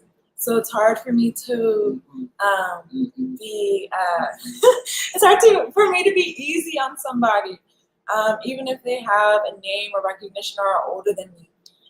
The choices still say something. And to give up completely on the obligation of the nonviolent movement is, and also to totally miss it, is not good at all. And what would, and so you pointing that out for me recognizes that, one, there is still an obligation for the truth. Two, that the obligation for the truth means that there is a constant need for an open mind. And like, it almost sounds like you have to be a child 24/7 to, kind of like keep your brain a little bit. But it means that, like, it actually means something different than what the movie or the documentaries assumes that people should have, which is that the world is something to be known and to be proud to have a responsibility to develop. And, through actually with the Brzezinski memorandum that you're reading, it requires a person to not want to take responsibility and not believe that there's anything that can be done with history, basically, with the present. But I just wanted to respond to those two things. But there's, I'm excited for the discussion that we have. Yeah, I just wanted. Oh, sorry. Go ahead. Oh, can you guys hear me? Yeah. Okay. Yeah, I just wanted to add a few points related to what people are saying, but yeah, I think my first reaction of like reading the Brzezinski document was, I was like, yeah, sometimes I feel like maybe we, or at least I, underestimate the ruling class a little bit in terms of just how actually focused and deliberate all of these things were. And I've been thinking, maybe similarly along what like Serafina was saying, but I've been thinking about like this question of generations too, and in terms of like, it's really interesting to me that, what's happening in Niger right now with this young leader in Burkina Faso, I think, and all of these other leaders who are coming together, is that they're almost like one or two generations removed from, I guess, like the period of the freedom struggle, both in the US, but also in Africa itself, with leaders like Nkrumah, Lumumba, Modibo Keita, all of those people. And I think one of the things that I was thinking about is that maybe one of the things that we have, at least on our side, is that the ruling class basically did all of this stuff against the freedom movements, whether it was within the United States or internationally, and then also the collapse of the Soviet Union. And they basically thought that history was done with, that they had won. And I think there was a sense of almost gloating, and I think that they basically thought that they had solved all of the problems, they had done away with all of these leaders, and there was never going to actually be any serious pushback against them. And this is one of the things that we have to our benefit, I think, is that there is a new generation rising, and you see it whether it's personally with us in the free school, but also around the world. I remember we talked about MBS, like Mohammed bin Salman in, I guess, Saudi Arabia, right? Yeah. And yeah, this like new generation of leaders who are emerging, who in some ways are trying to make sense of what happened in the past generation, but are also finding their way back to the, this first generation of the freedom fighters of especially like the mid 20th century.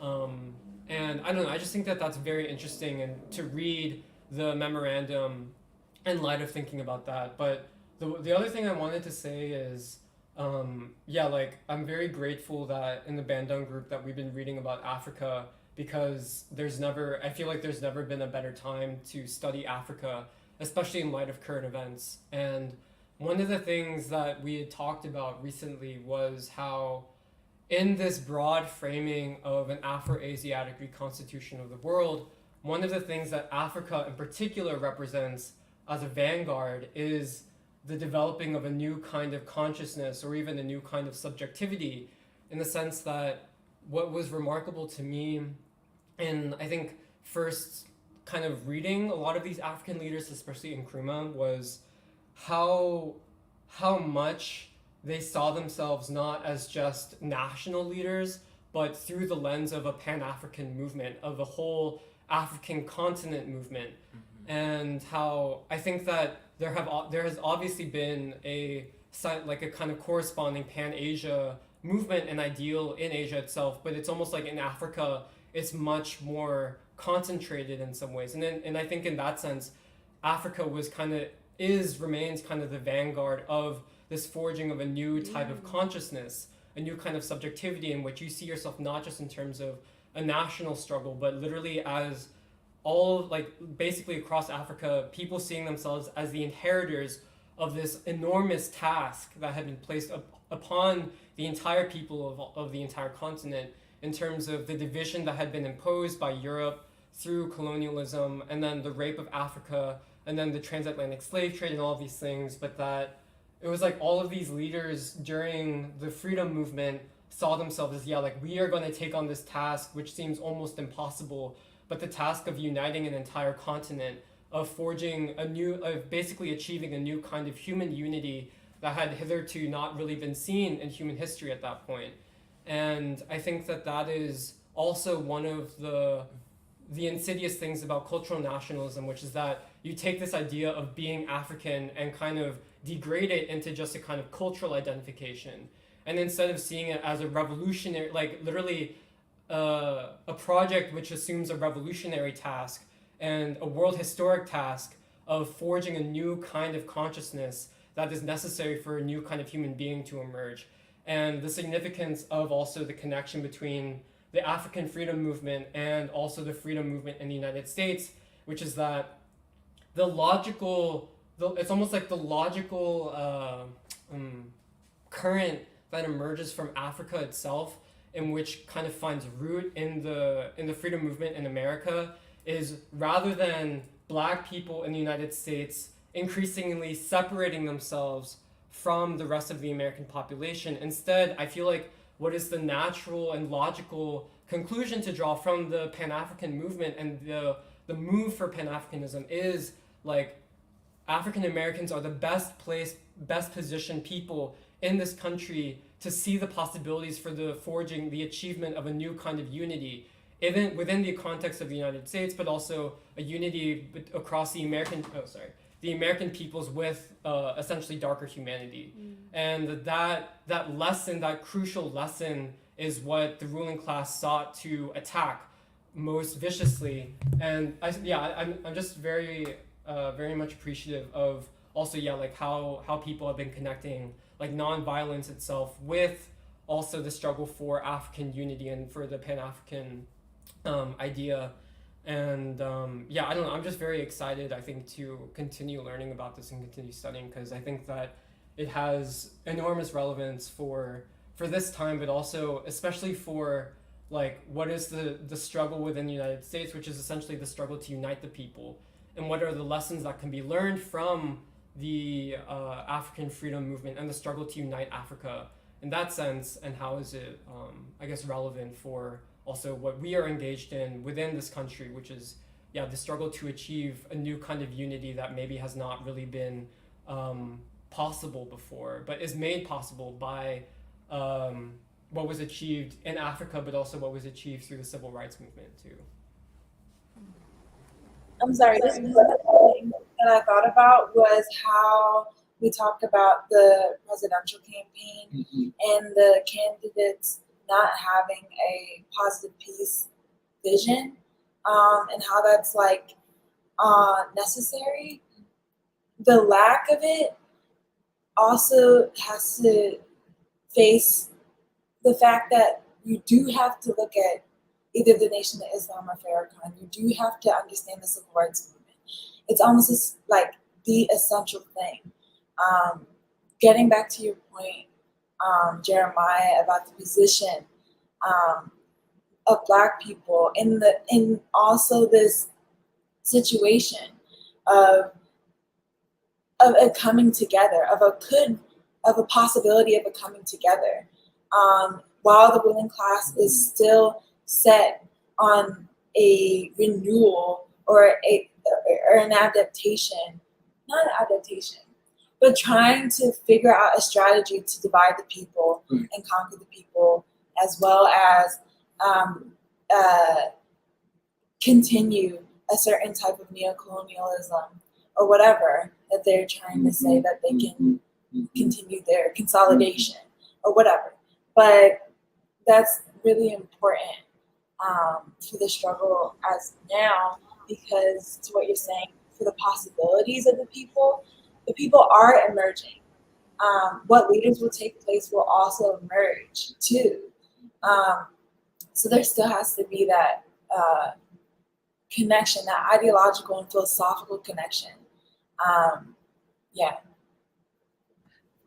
Yeah, I wanted kind of off of what you're saying, Serafina. Yeah, the thing, I was basically speechless after your intro, Doc, because the thing that I find really deep is actually, and it's in the memorandum, but the way you framed it, Doc, was, I think, really important. It's the interlinking of the crisis of neocolonialism and the crisis of the ruling elite. Because another way that you said it, and it's like the same thing, but it's a different way of saying it, which is also important, is the consciousness that there's an interlinking of something like neo-Pan-Africanism or cultural nationalism, and then the neo-colonial actions and policies in Africa that are divided. Like, that connection is so important, because the reason why I find it very deep and important is also because,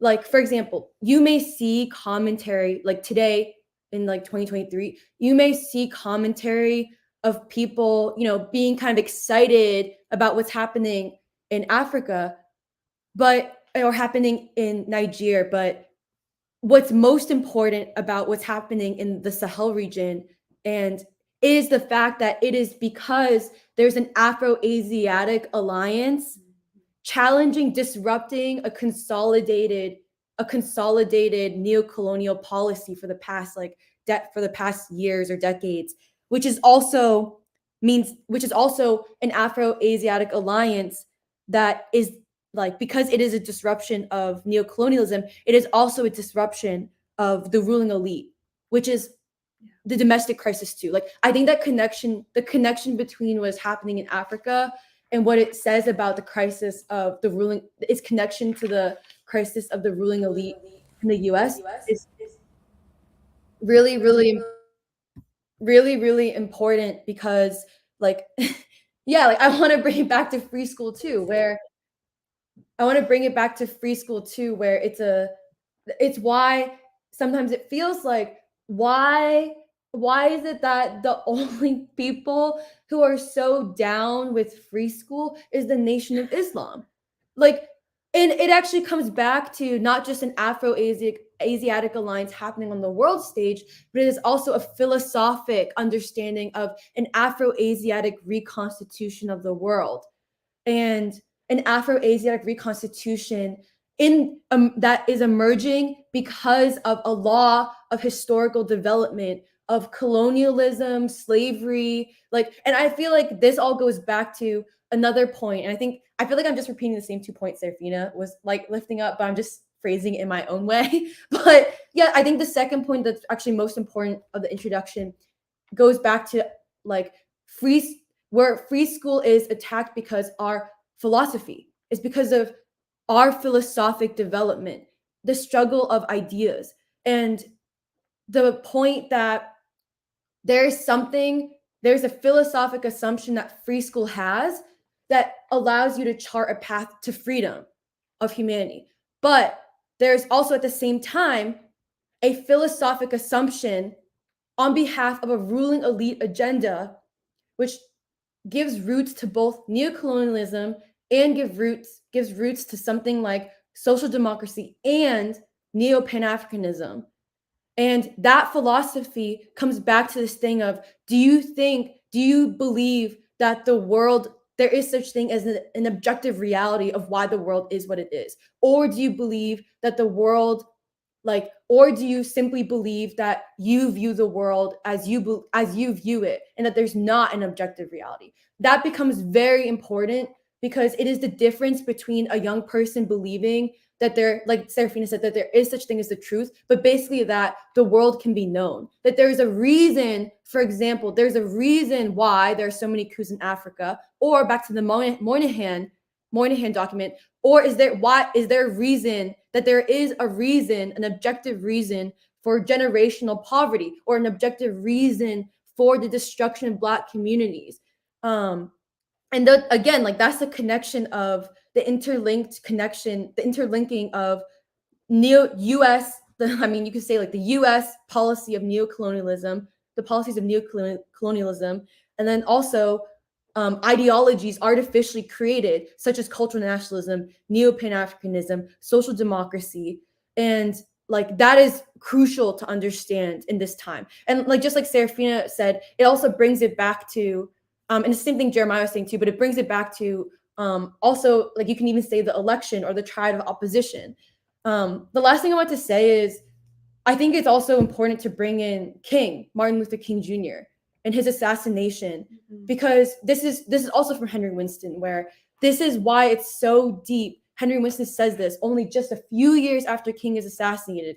Henry Winston, like Doc said, the greatest communist leader in the U.S. history, a prophet in some ways, so intelligent. Just a few years after King is assassinated, he makes the leap and he says, the real assassination of King will not just be his life, it will be the way the entire civil rights movement will be purposely, its legacy will be distorted and purposely defined in the wrong ways, so that no one after the fact will connect, for example, Martin Luther King Jr.'s leadership in connecting the Black struggle. Actually, by connecting the Black struggle to the peace struggle, what he's doing is he's also connecting the Black struggle to the liberation movement in Africa. And this is something Baldwin also says, where Baldwin says, whenever there's assassination in Africa, like Lumumba's assassination, it will agitate the Black movement in the US. And that is the worst nightmare for the US ruling elite and intelligence community. And King's significance of broadening a Black movement in the US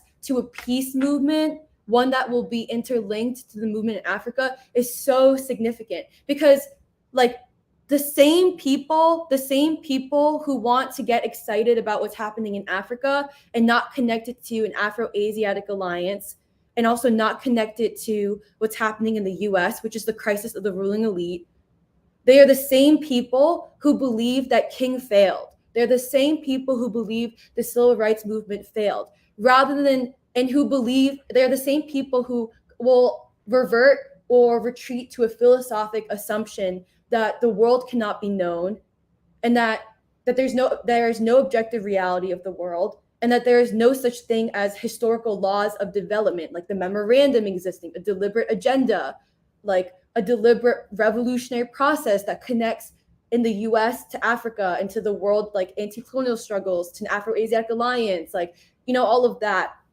They're the same people who will like contribute to the assassination of King and essentially be part of a deliberate, as you see in the memorandum, a deliberate neutralization of King, so that, which also contributes to like making sure that, trying to their best ability, make sure that there may not be another King, like not be another leader similar to King.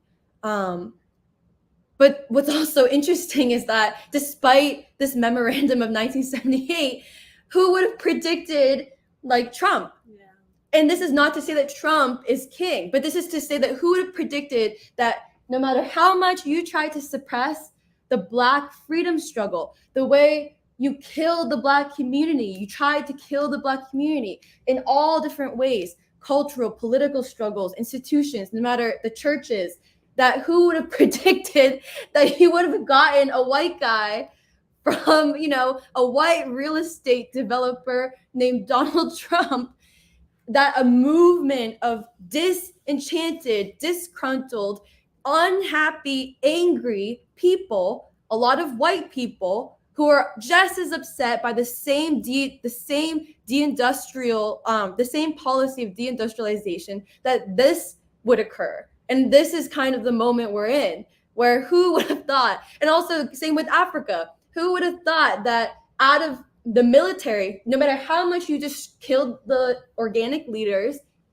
Nkrumah, the list goes on, that you would have, and no matter, like, this is something you said, Doc, you were like, the reason why you're getting a lot of junta leaders, young military leaders, is because the only institution the West kept in Africa that has a connection to people's the military.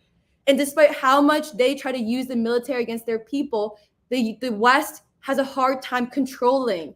They have a hard time controlling the military organization because it is still like an apparatus that comes from the people, like, because you need the people to, and so that's why there are coups, and then they come from like the military. And it's just, who would have thought that you would get these leaders who for so long you tried to control generations of Africans, and who would have thought, it's like, you can't, like, just like Einstein said, God doesn't roll the dice, baby. Like, God, God didn't roll the dice. You're going to get a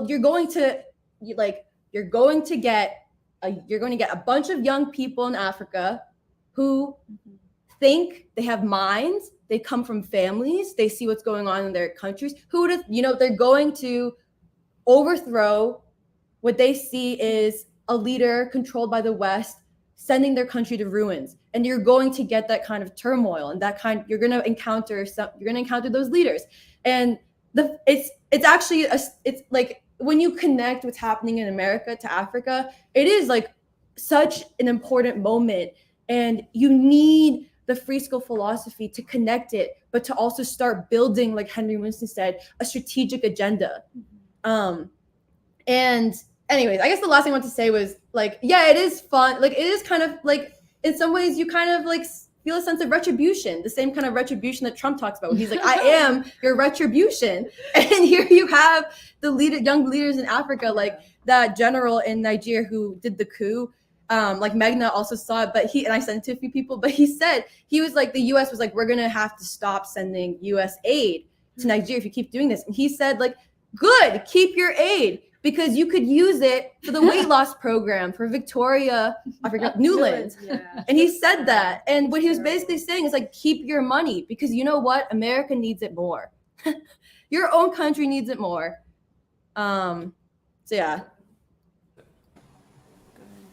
I also, You go ahead. oh, sorry. Okay, I'll keep this brief. I wanted to talk about the memoranda, right? It was so interesting to read that, because the entire while, first of all, it was hard to actually hear these words being read out from an official government document, because it's just so opposed to anything that you would think is just or pro people. But then it also made me think about this question of authoritarian versus democracy, which is, I mean, this has become the standard defense for the US government for all its wars, its entire warmongering agenda. But then you read this memoranda and it's so clear. I don't think any other state, more than this state, has been against and opposed and viciously attacked the democratic struggle of its own people. You can see that the United States stands out in that respect, because it's opposed and attacked every attempt at organizing, any kind of struggle for true democracy and freedom in this country. And I mean, I agree. I mean, you see it in the election, what's happening with the election stuff right now. Also, I mean, even the fact that a democratically elected president is being belittled and humiliated and criminally charged the way that he is. And then, you can have an article in the Nation magazine saying, oh, this person, Cornel West, has no business running, and all of that. The memoranda spells it out in no uncertain terms. You need to have people you can control. You need to plant leaders. You need to infiltrate labor organizations and movements which try and bring people together in a united way. So, I mean, I don't know if this doesn't come the closest to authoritarianism and fascism. I don't know what does. I mean, this kind of controlling of what people are allowed to even dream for their future, what they're allowed to expect out of their government. It's just, I don't think I've seen anything like, I don't know of anything like it. And I agree with everybody who has said that, the memoranda basically is yelling out loud about the centrality of the black freedom struggle and of King. You know, it's just like they say it so clearly that it boggles my mind that political analysts and economic analysts and all these people who have commentary about the political climate of today don't see it the way that we see it. And it also explains the viciousness with which the black struggle has been suppressed and trivialized and erased from people's memory. And I think this goes to the point that Serafina was also making about the documentary we watched and about black feminism in particular. Because, I mean, it's not about feminism when it's not about women or the mother and how the mother wants to protect its child from, basically a world at war, but also, failing educational institutions, no opportunities. It's not feminism when you're not talking about that. It's essentially an attempt to discredit and take down the leaders of the black freedom struggle, the excuse that they were men, you know. And I mean, it's engineered. It's not an organic movement, and it's been engineered as just another way of taking down the legacy of the black freedom struggle and to make sure that it doesn't see the light of day. And I agree with Emily that despite all of these attacks, the fact that you have a Trump today, the fact that you have an RFK Jr. who wants to bring back the legacy of John F. Kennedy and Robert Kennedy, all of these are just like, this is just further proof that the forward march of the people will not be stopped by these scheming and this sort of yeah, I just want to say that. Yeah, yeah. Oh no, I was just gonna make a short comment. What Purva said made me realize that the left or so-called left isn't even as smart as the state, because like you said, like in this memorandum, it identifies the Black proletariat and the civil rights movement as the vanguard, but the left doesn't even see that; they completely ignore it, and so like it can even serve as these memorandums can even serve as a litmus test. Yeah. Like how many memorandums see like the LGBT movement as a threat? Well, no, they created it. There's probably Yeah. it was probably a policy recommendation in like memorandum 5. Yeah. I just wanted to say how jarring it was to read what looked like, a page out of the FBI playbook as, an official government document.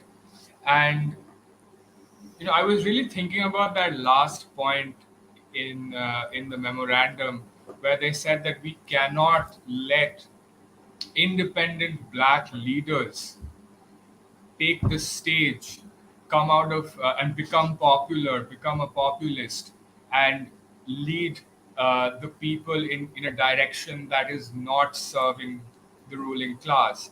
And somehow, it all clicked in my head why like people like the chief editor of Jacobin magazine, Bhaskar Sankara, says that no, Cornel West has to run as a Democrat. He cannot run as an independent. He has to run as a Democrat. And when he's asked why, he doesn't have a convincing answer. But there is no convincing answer. I think that this legacy of being against the Black freedom movement and the forward march of the struggle for democracy is so embedded in institutions and these organizations which have these trained, like Bhaskar Sankara, I think he's of Indian origin, right? Yeah, so neo-colonialism has spread everywhere, and it doesn't need to be a Black person misleading. It can be a South Asian person misleading, or from anywhere else, And it also made me think of that documentary that we watched. Serafina mentioned this, and one of the points, and I don't know why this was highlighted in this time. But one of the points that was raised was we cannot look outside our country. We have to fight our battles in the country first. We have to pay attention to our black struggle before we go to Africa. And this is exactly what we're talking about.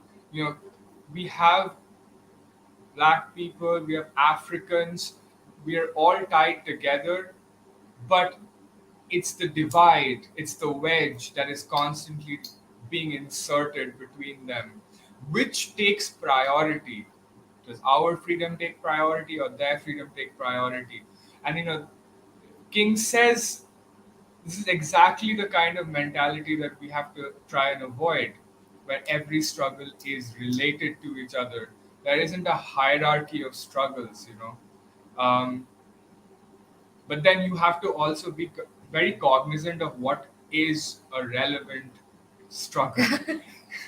And because these black feminist and LGBT struggles, um, I think that when people listen to the free school, I think that and I have to offer this explanation quite a lot, is that we are not opposed to the idea of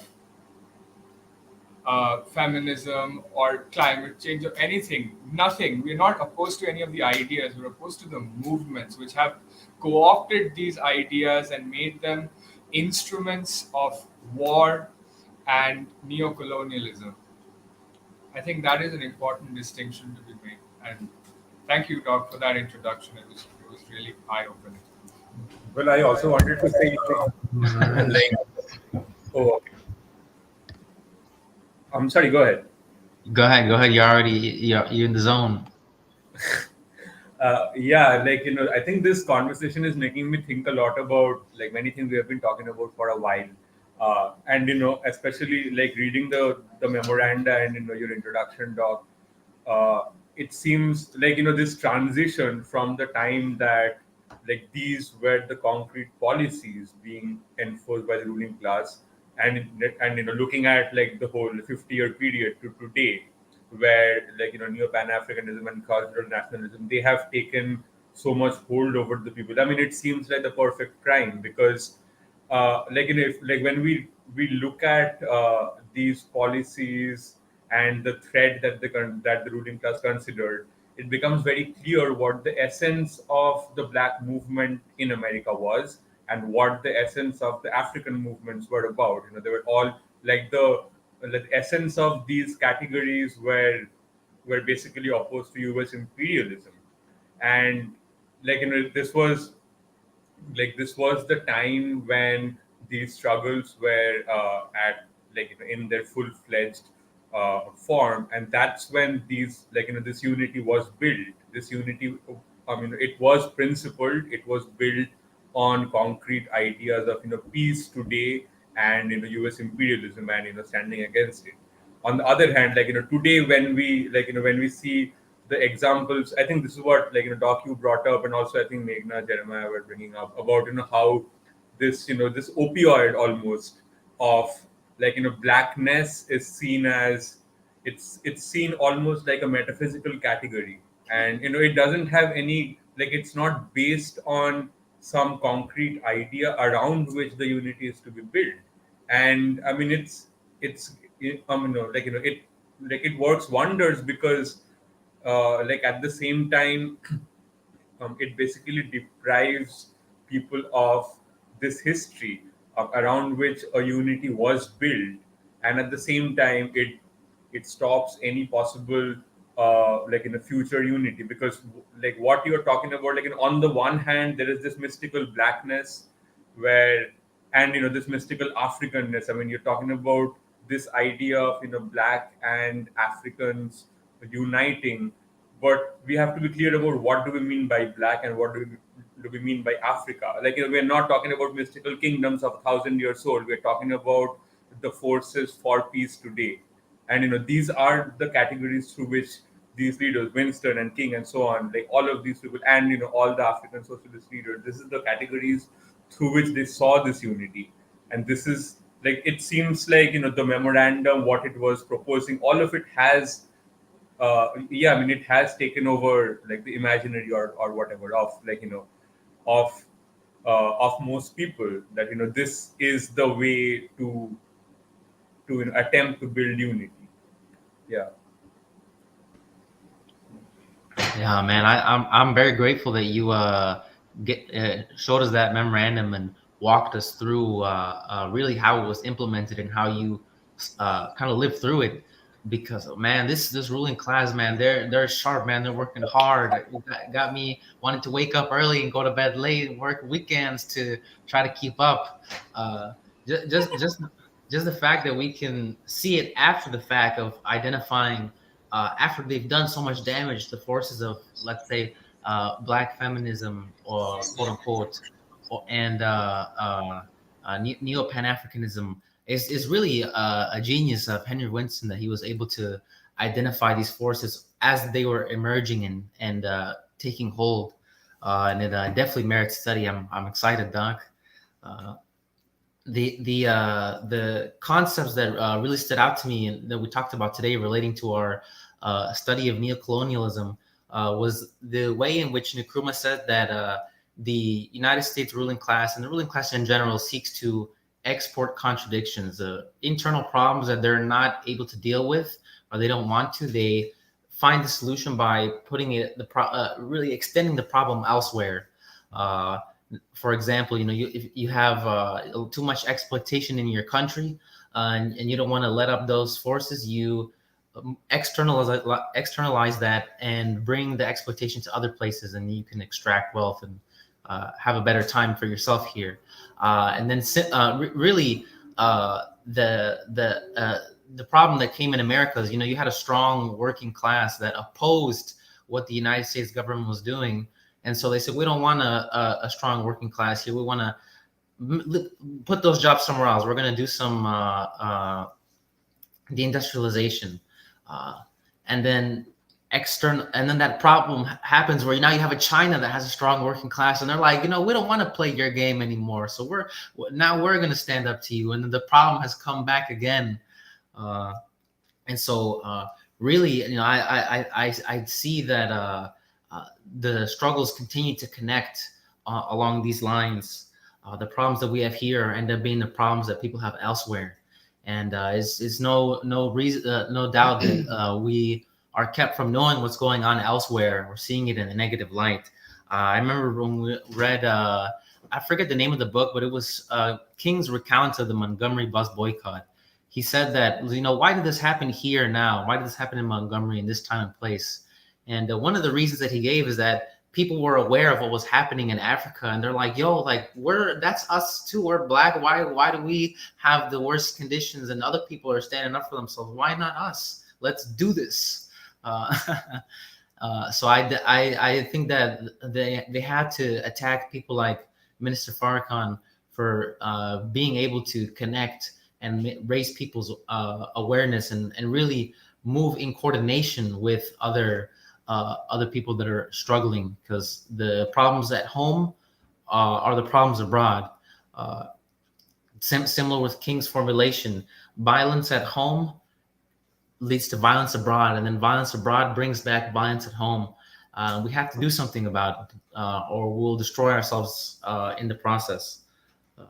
So really, I think now is so critical for us to see the interconnectedness, that so many forces are converging, whether it be a disgruntled worker in Appalachia, a white guy in Appalachia, or somebody, some young person in Philadelphia that can't get a job, seeing themselves as part of what's going on in Africa, and seeing the possibilities of what we can do in great leadership that's happening in Asia, especially China. So the possibilities are here, my friends. What a good time to be alive. Yeah. Also, just on the what you call it, the memorandum. I guess first things first, when you read that, you would think a devil wrote that, and so the Nation of Islam's probably not too far off wrong on that. but it helps explain a lot, I think, about the state of young people in America. Just how every institution and every outlet for interest in the world and desire to participate, having cut people off from, being able to participate in society and know the world, helps me understand why young people are in the state they find themselves in. But I guess one thing also being that, what was I going to say? I guess just looking at the connection between the United States and the rest of the world, how this like brutalization and extraction of great wealth allows the United States to basically, I don't know what the word would be, but allows them to do what they please with the American people. Rather than being able to build anything here. So just on these links that are seen. And so I guess I look at like the task of I guess for one, seeing that connection at the American people and the people of Africa and Asia, and seeing that these related issues, how in which we're seeing that a people opposed to, I guess, the inhumanity of those policies, but also the way that it impoverishes both people,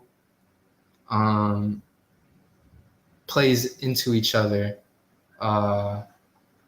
in that struggle, but also just the question of also the American people, because through that document, I really saw how the ruling class was willing to basically drop a nuke on the American people, but, destroy American society to destroy the Black man and woman of America, essentially. And so now that everybody's in this sorry state, I guess, it shows me, like, I guess the potentials and why I guess it seems relevant to go back to nonviolence and King and all of that, and that the options left for the American people are to unify, or if the ruling class wins a civil war, and a reconsolidation of the ruling class. So looking at the potential for unity in the work of Martin Luther King Jr. and them, and the weakening of the color line, I guess, which brings up the new possibilities for unity of the working people of America, and just generally the American people. What was I gonna say? I think basically there's that, like the work of King and nonviolence in that, but also specifically what people were mentioning about like truth and what do you call it? Not relativity, or what do you call it? Like postmodernism or something. But yeah, just was that non-equivalency? I don't remember. Sorry, but go. Yeah, but basically what people are saying about the assumption that about who's the problem in America, right? And this is a part of the strategy that the ruling class is using, I guess. One of the last things that they really have a hold on people, I guess, that has to be targeted. Just that idea about who's responsible. And I'm sure if people were to see this document, they'd be like, God damn, man.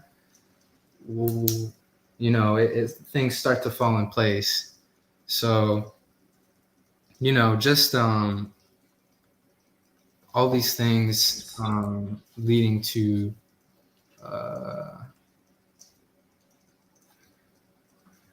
I'm not sure how to end, but yeah, just all of this stuff, like these things that are in place, just essentially looking at like strategically, like what's left on the table for American people to unify, and what tools are at our disposal. because like it looks really like the end is near, and things like that. In a positive way, the end is near, right? Not in the doomsday way.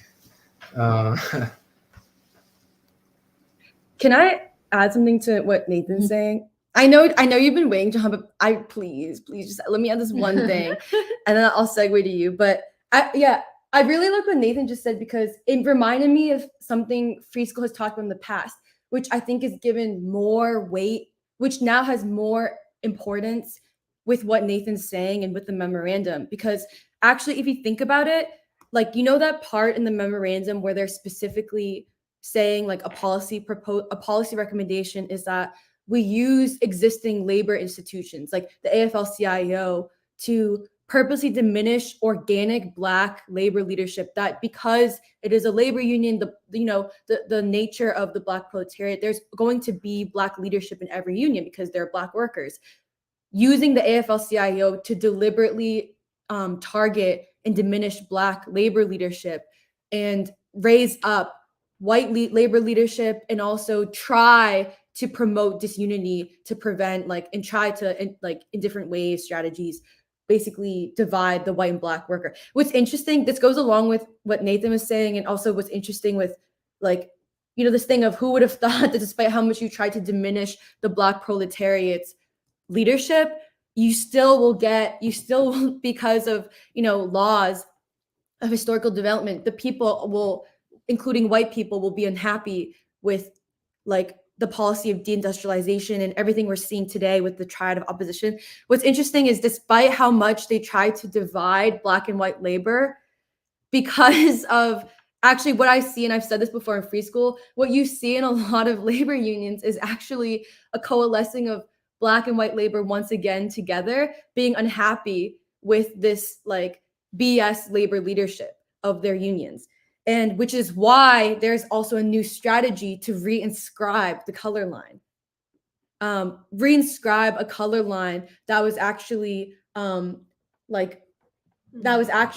reduced because of the civil rights movement in the country. And so I just wanted to add that in, because I was like, oh, actually what Nathan's saying is really deep about what's happening with the American people, like what's left on the table for the working class, because actually there's a reason. I don't know, I'm just trying to bring in that there's also deliberate reinscribing of the color line.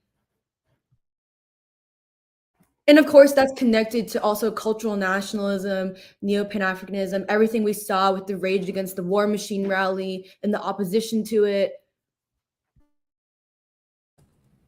Go ahead. Okay, yeah, I just wanted to briefly say that one thing I really got out of Doc's presentation, and I think a few people have mentioned this idea of responsibility, and we discussed this last week as well, the responsibility for the injustices that exist. It is very important because the ruling class is always trying to absolve itself of responsibility through the deployment of these false and obscurantist ideologies. And I think this idea of identifying responsibility is very much linked to our philosophical work. As far as I understand, the concept that we are getting from Kant and Hegel's debate, the thing in itself, identifying, and the struggle to identify and understand the thing in itself is very much tied to this struggle to understand responsibility. And things like this memorandum, all of the things which are laid out, the ways in which the elite has wreaked havoc on the country, the people, and the world, is tied up with this struggle to understand the thing in itself. And similarly, as we discussed, the contradictions and the deep flaws of social democracy and cultural nationalism and Trotskyism and all these other ideologies is very much tied in, I think, with the fact that they have abandoned that struggle to identify the thing in itself.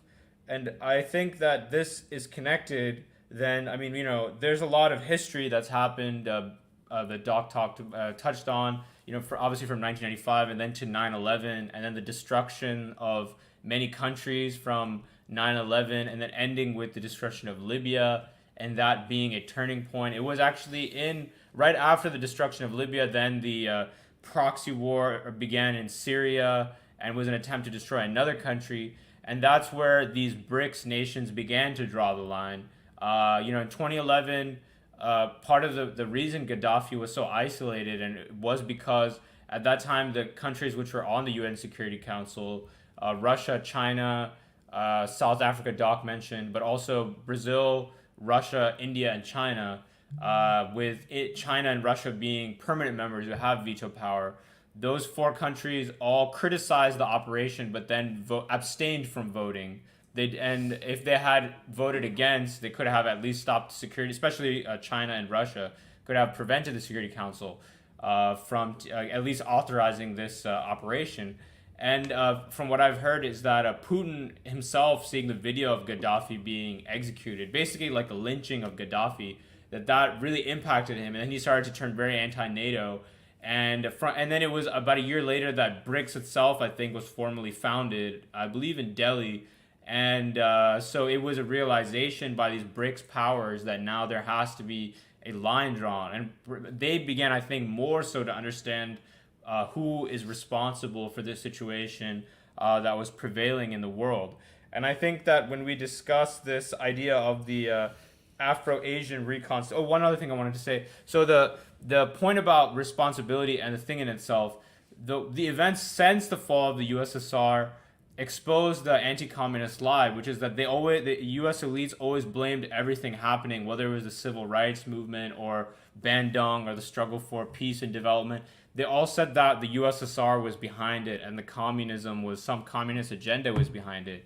But then, even though the USSR fell in the early 90s, these struggles continued, whether it was the Million Man March, whether it was Libya's struggle to unite Africa and the Pan-African currency. Right. All of those things exposed that lie. And that's also why I think it is important to identify that thing in itself. The ruling class, the way in which it acts, the system is not constructed merely to oppose communism, but it's constructed to oppress the people. Mm-hmm. And resistance will continue regardless of whether a communist power exists or not. And that's a very important thing. And so now when we come to the what post 2012 into our present time with Sahel and BRICS and all that, what we are calling the Afro-Asian reconstitution, and from what I'm understanding, the other concept from Hegel, the struggle to achieve the thing for itself.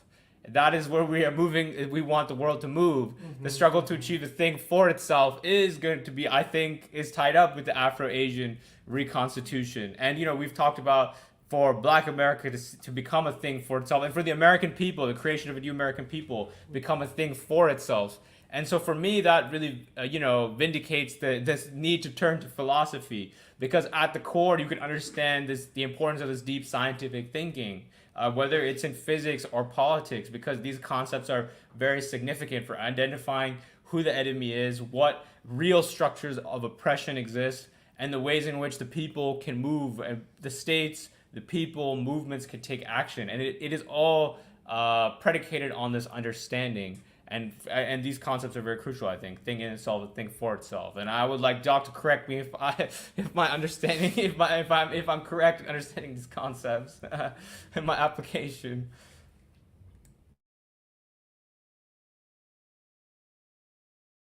Joe, just a small thing. The Kant is the one that separated the thing in itself from the thing for itself. And you're right. Kant said the thing in itself cannot be known. We only can know the thing for us, phenomenon that come to our senses, and so on. Hegel, and you're right about this, Hegel said the thing in itself can become the thing for us. And from the standpoint of political struggle, the world that is not known can be known. Hence, the thing in itself, as it were, the unknown, can become the thing for us. And I'll just one small thing as we talk about the quantum theory and string theory and the discourse on artificial intelligence, especially artificial intelligence.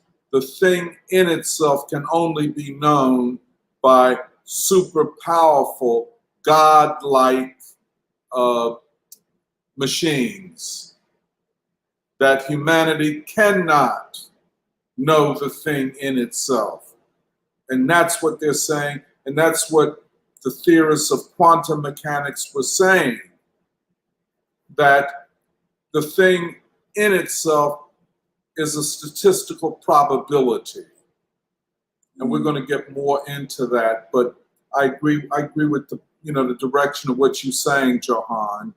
To disarm the people, to disable humanity, and to say that all of the talk of the past about what people can do, what the working class can do, what, etc., all of that is for naught, and the result of, quote, in their words, naive thinking.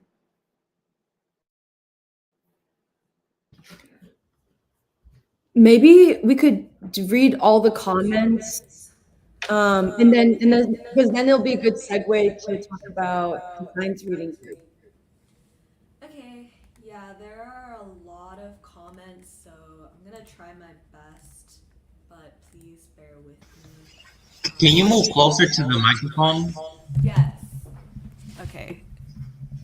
Is this better? Okay, cool. So Todd, Ryan Wagner, Christopher Romero, Marius Trotter, Jacob Carpenter, Philip Logan, Ware Pilgrim all say good morning. And let's see. Christopher Romero said, wait, the Anthony Montero will be at the Chicago event? Wow. That's true. Ryan Wagner said 78% of the people of Niger support the anti-colonial policies of the new military junta government, as well as 73% who support the new military junta government remaining in power until another election can be held. So the people of Niger have made themselves clear, no intervention. Let's see. And he continues, I think last week I commented that COINTELPRO never ended, but a more accurate and precise statement would be COINTELPRO never ended, it only expanded and intensified. And then Joel Batchelor has a comment on hip hop on Facebook. So he says that rather than black stratification being, I guess, relevant to hip hop in general, he says it is a particular type of rapper that's been economically stratified, whereas hip hop and its legitimate pillars of black expression have not been. So he says hip hop and its pillars have been under attack since the advent of Public Enemy in 1988, so that hip hop had to be subverted. This idea of the glamorous drug dealer, the over-sexualized pimp, or hypersexual bag-chasing black female rapper were specifically designed to fill the prison pipeline and advocate for sexual irresponsibility. And so Joel Batchelor says everything that has been, I guess, used as an example for why hip-hop has been channeled by the ruling class has also been used against hip-hop. Says that real hip-hop's high art is the most important sonic and lyrical form of anti-imperialist, anti-colonialist black expression. Its scholarship, in its true form, it is the black prophetic musical legacy to be created by black people, because it is also being created and expressed in Palestine, Syria, Afghanistan, all over Africa, Iran, and in the radical trenches of Europe.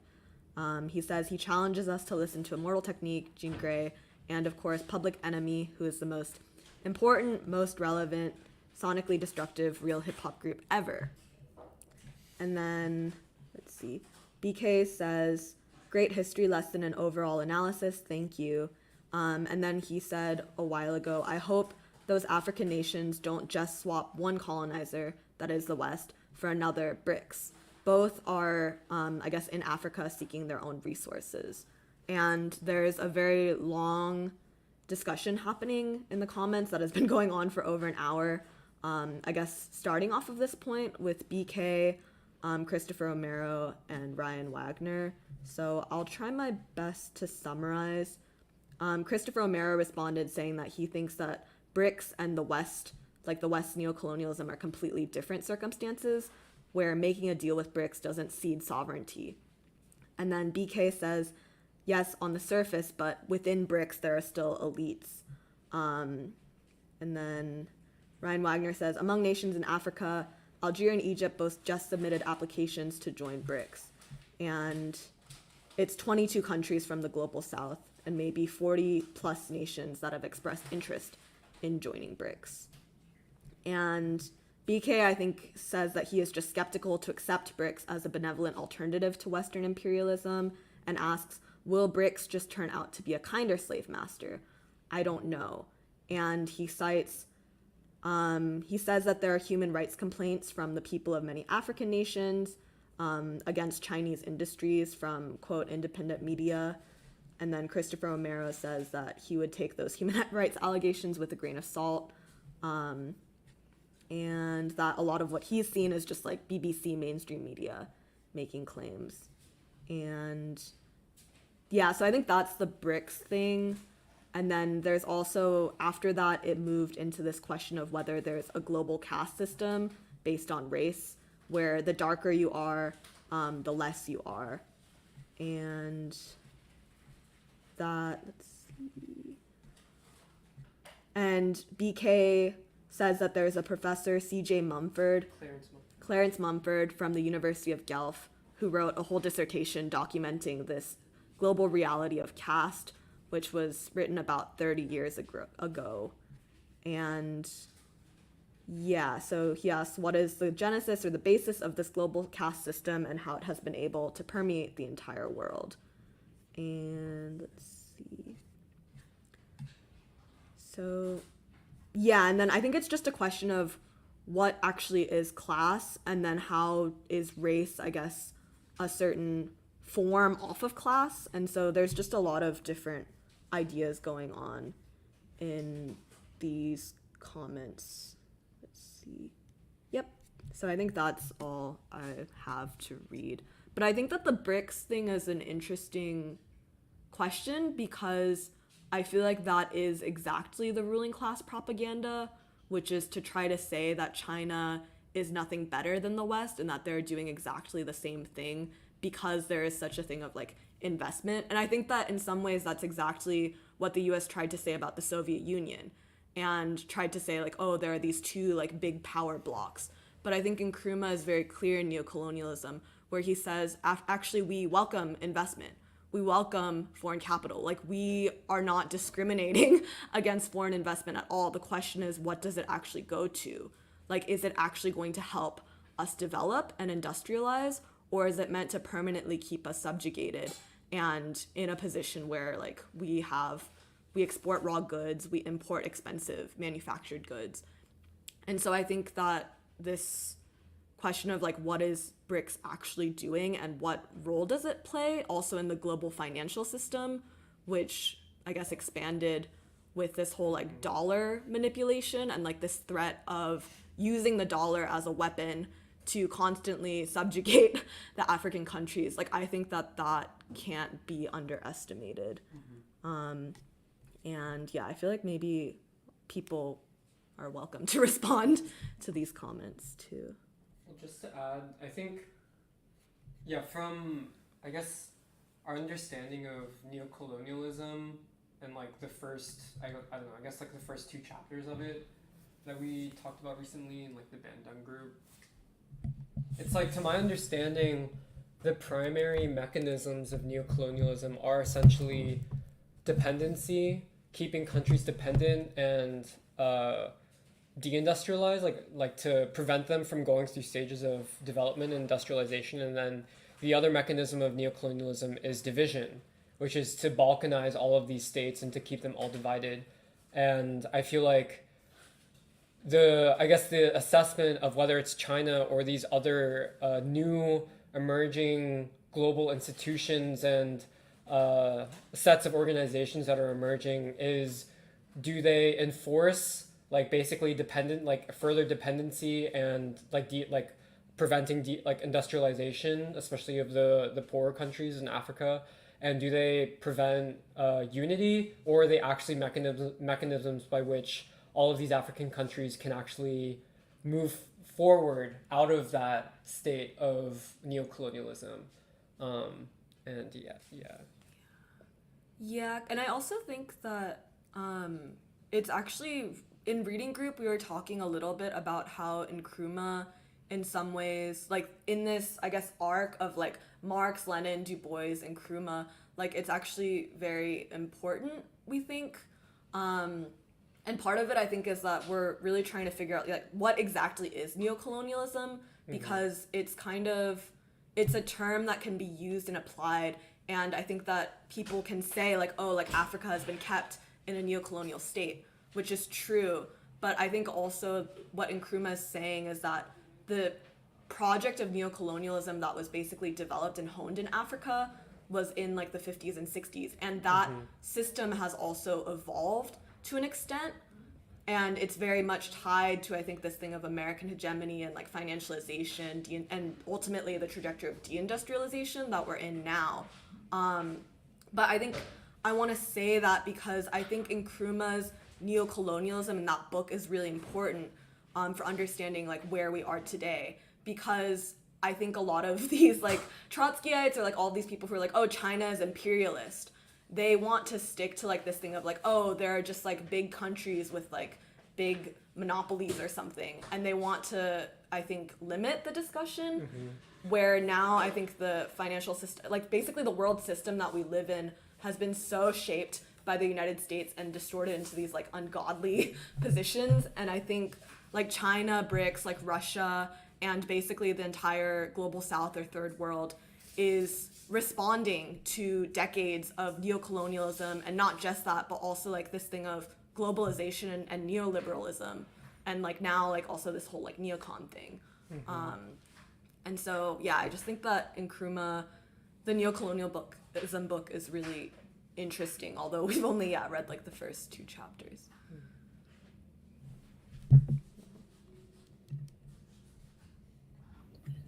If there aren't any more comments, maybe it'll be a good time to give a report back on the science reading group. May I just say one thing very quickly? And my good friend Joel Batchelor, I know he's a cold-blooded, old school hip hop head, and I've been, Showtime has been playing a lot of episodes of celebrating the 50th anniversary of hip hop, and I've learned a great deal, and I have to say to Joel that maybe I'm a little more empathetic to your position than I previously was, but I agree with Joel here, and I think to understand in some ways the ideological crisis of Black young men and women, you must understand hip hop as a site of ideological struggle. And I would say this, and perhaps, and Joel he can correct me, I think it is the fact that generally hip hop artists have not stepped up to the ideological struggle, but have accepted the ideological agenda within hip hop that serves the ruling class of this country. So at the end of the day, you don't have Public Enemy, you don't have KRS-One, you don't have Wu-Tang Clan, and some others, of course, but you have an almost solid wall of anti-Black stereotype images that are being sold to young Black people and to the society as a whole. And there is not, maybe I'm wrong about this, Joel, or anybody that can help with this. Where is the fight back from within hip hop? Where is the fight back? Where is the opposition within hip hop? I don't know of one. While the ruling class has aggressively pushed within hip hop its agenda. And the other thing is, and I don't know that it has been spoken or written about very much, is was the era, which a 30-year period of cheap money at the lowest interest rates. What role did that play in the Hollywood entertainment industry in promoting hip hop? as a global phenomenon. And I cannot, and I'll put it this way, I've not had it explained to me how a genre of youth culture, I know a lot of young people, this is the greatest music ever produced, this is all this, that, and the other, these are the greatest musical geniuses of all time. Well,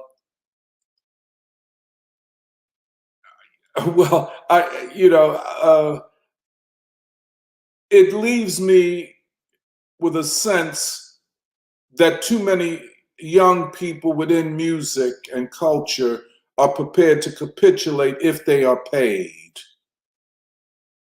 And that's the problem. And so maybe Joel can respond to this. The very things that we were talking about, colonialism, neo-colonialism, the crisis of neo-colonialism, the crisis of the American ruling elite, yada, yada, yada, yada, yada, on and on.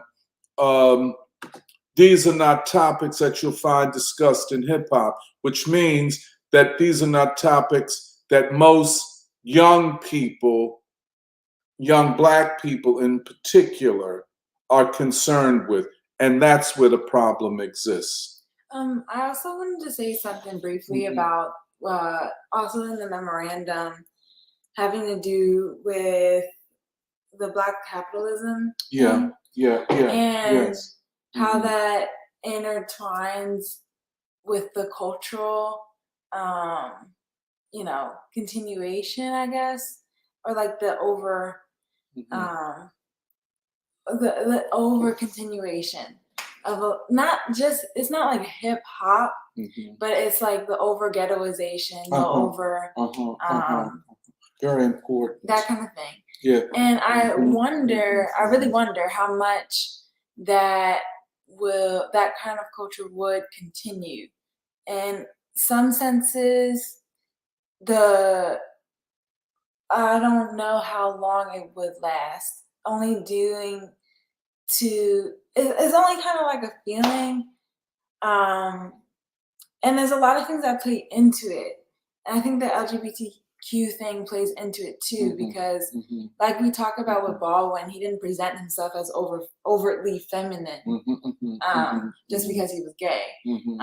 But I know that people who are either trans or queer have that overt feminism or that overt feminine quality because of the LGBTQ thing. And, everything gets into that. The hair, the nails, the clothes, and that's what you buy. That's where the money goes. And I know that there's always been like alternative or like, kind of people who want to either get different options or either natural things or whatever. But I was thinking about how much longer it would last culturally, and how much people's looks would change if the money wasn't so tied into trying to promote one certain type of look. Right. And the social media goes into that. The music goes into that, because I know that in the industry, like, people complain about how women are overtly sexualized and all that other things, but I do see that there's more concessions than people who are standing up against anything anyway. But I just wanted to briefly mention about how Black capitalism was also used as a distraction, and how most of the time entertainers use distractions, or their concessions lead to distractions more than any real articulation of a struggle against the ideological promotion of basically anti-Black, anti-human behavior. But if I could add to what y'all are saying about hip hop, I remember reading this this page in the final call that came out that was Minister Louis Farrakhan saying, "Will the rapper accept the responsibility of leadership?" And coming from a very high authority himself, basically what we're talking about how the rapper has been elevated to the highest status in society for youth, especially Black youth, as an authority for the kind of person that you can be and should aspire to be. And basically, the thesis of this article is that this tendencies have been self-destructive to Black people themselves and to the United States in general. And Minister Farrakhan is coming with all this love. You see the picture of him, and he's like sitting down in his suit, and he's smiling and happy. And you have these other rappers, and they all look real tough and thug, and it looks cool together. But really, the strongest looking person in that picture is a smiling Minister Louis Farrakhan, who has the power of love on his side. You know? To make yourself hard is to be unable to deal with the problems of life. And so you have to harden yourself to protect yourself. But when you have love, you have the strength. That is unmatched. That you can have this attitude of your arms wide open, ready to heal. So I think he exemplifies it and welcomes all people to be a part of a new people. And the rapper can be included. They even have there's a particular rapper that I think is in the Nation of Islam. His name is Golden Child. Jay Electronica. Oh, I guess Jay Electronica. I didn't even know he was in the Nation, but they're not opposed to a certain style of music if it is directed in a positive direction. I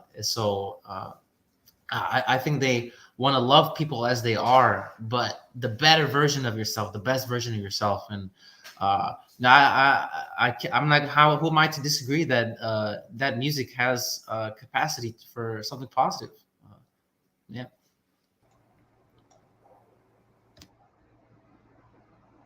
In relationship to this rapper question and the NOI, I just want to pose a question about Ice Cube, because Ice Cube used to be a gangster rapper in the 80s and the 90s. And he used to be really close to the NOI, along, Snoop Dogg, the other West Coast gangster rappers. But now you see Ice Cube, he's a child movie star with the Are We There Yet series. And Snoop Dogg is doing these commercials with Martha Stewart. And I just want to know, what happened there? How did these men who were so hard in the 80s and 90s, how did, some people who are more critical than me might say that they were emasculated, by Hollywood a little bit. They're sort of just, you have to remember their characters, I guess. But to go back to my question, what happened?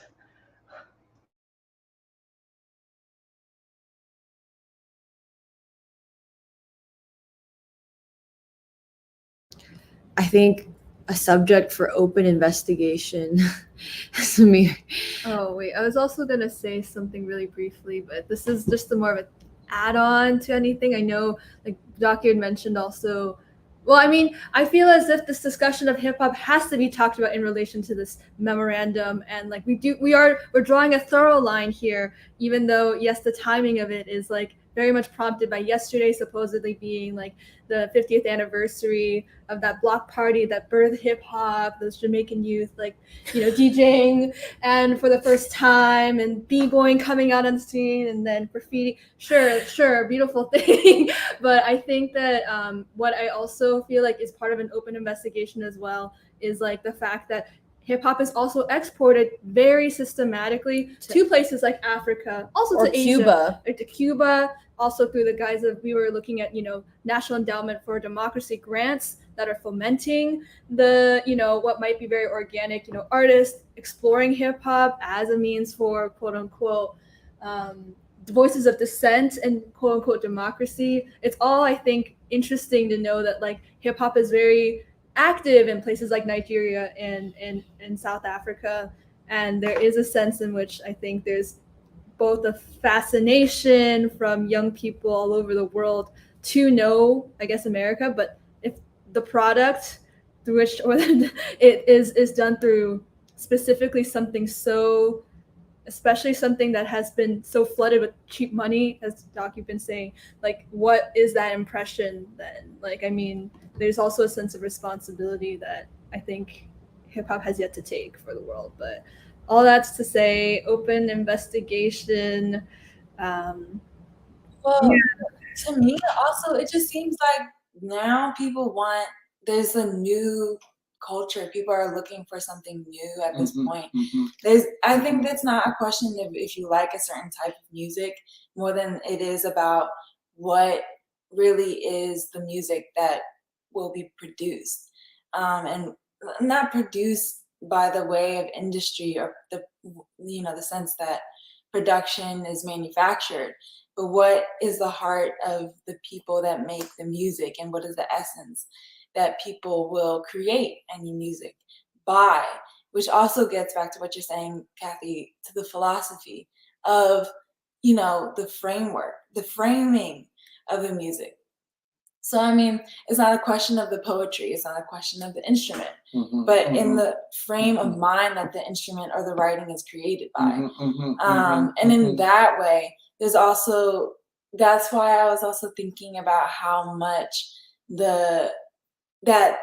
things are kind of still in flux. Like, yes, it's true, hip hop has been exported, but we've also taken a lot of culture from Asia, or I guess more in the countries that, the US had relationships with. But that being said, it's up for investigation because it hasn't been decided on what principles do we guide culture. What is the point of the things that we do? But like, even with our discussion about Kanye, like, yes, he would.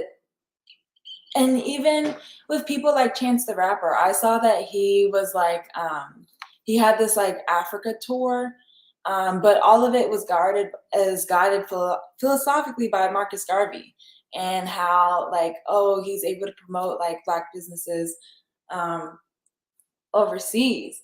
But what that also just shows me is that, like, okay, well, Chance the Rapper, you had made you write as if, like, you think about the world, but what do you live by? Like, what are you gonna, because are you just showing me that it's nice to be rich, and you could share your music or whatever with other people who want to be rich too? The culture of being rich to me is also like a dead end, but I don't, that hasn't been decided yet. Is it a dead end or not? Can we still attain a rich lifestyle? And that's the whole thing with the hair, with the clothes, with everything. Even if Kanye produces an entirely different line, in Adidas, is that still going to be, is that an important change? Or is that just a concession to Nike or whatever? Yeah. So the questions about culture has to do about philosophy.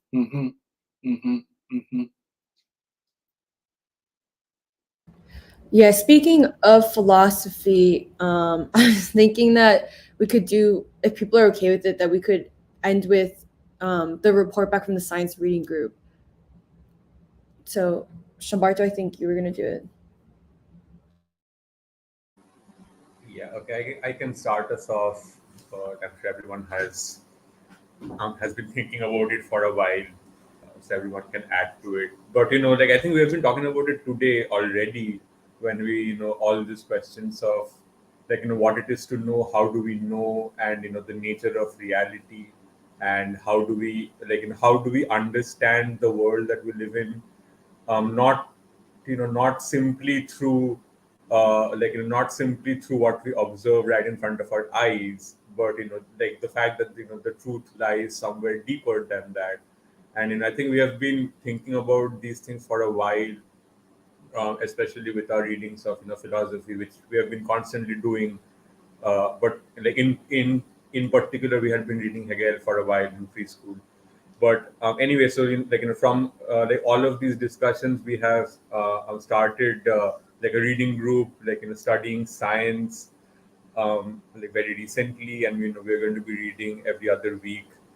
And with this reading group, we start from I think we start from two broad assumptions that science is we're talking about science in the broadest way, where we think of science as science representing like the human method to know the world, to know the natural world, and and also this method of knowing also plays a role in trying to change it.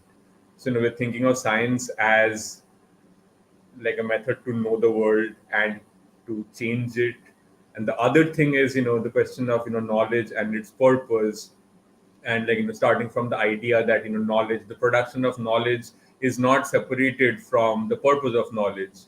And knowledge is always, it's always moving towards ends, towards very human ends, for the ends of humanity. And these are the the place that we start from.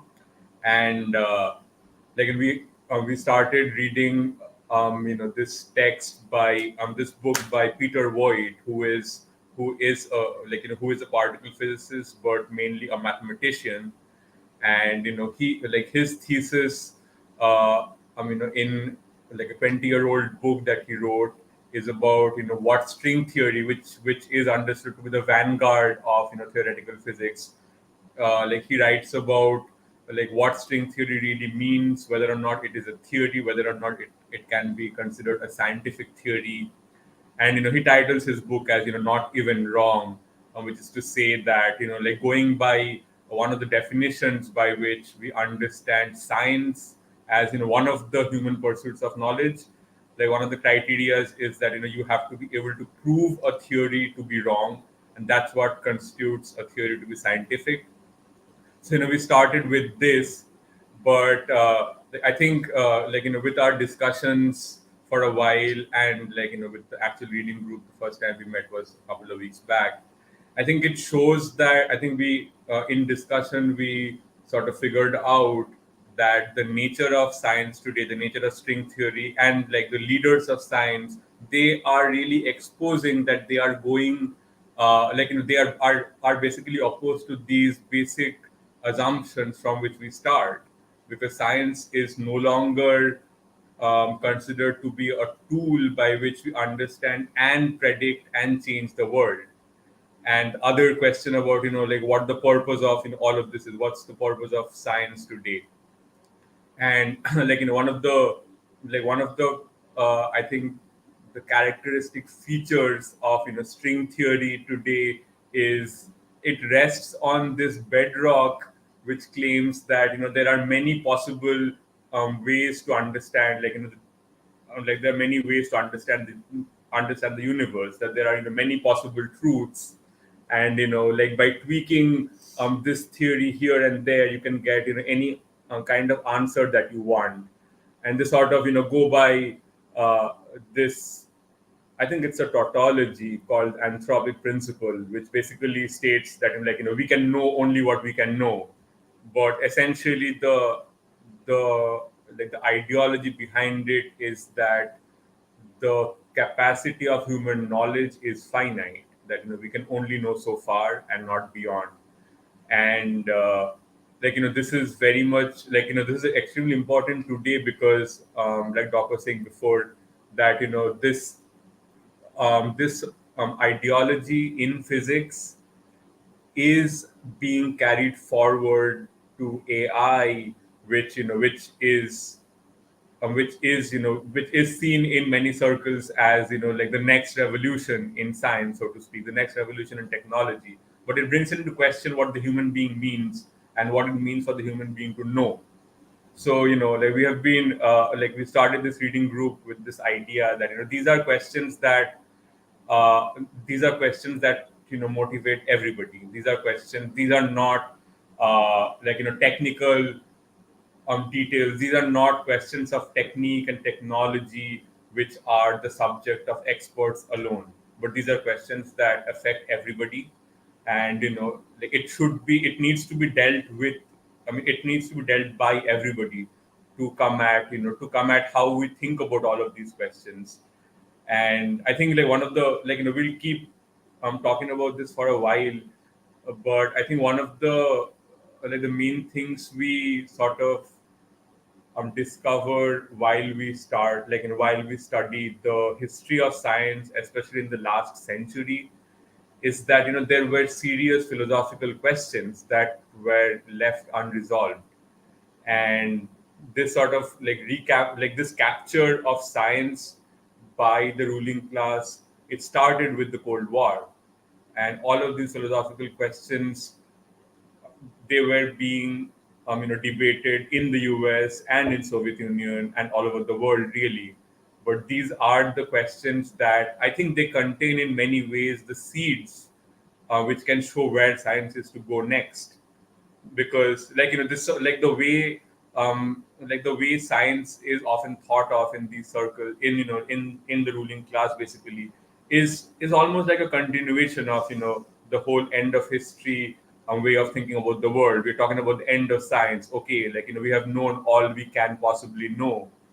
And I think this is this is in its most basic form, it's anti-future, it's anti-human. And I think we are we have been we have just started, and we'll keep talking about this. But I think the idea is that we are trying to formulate how to think about a science for the future. I can stop there. Others can on fill in things.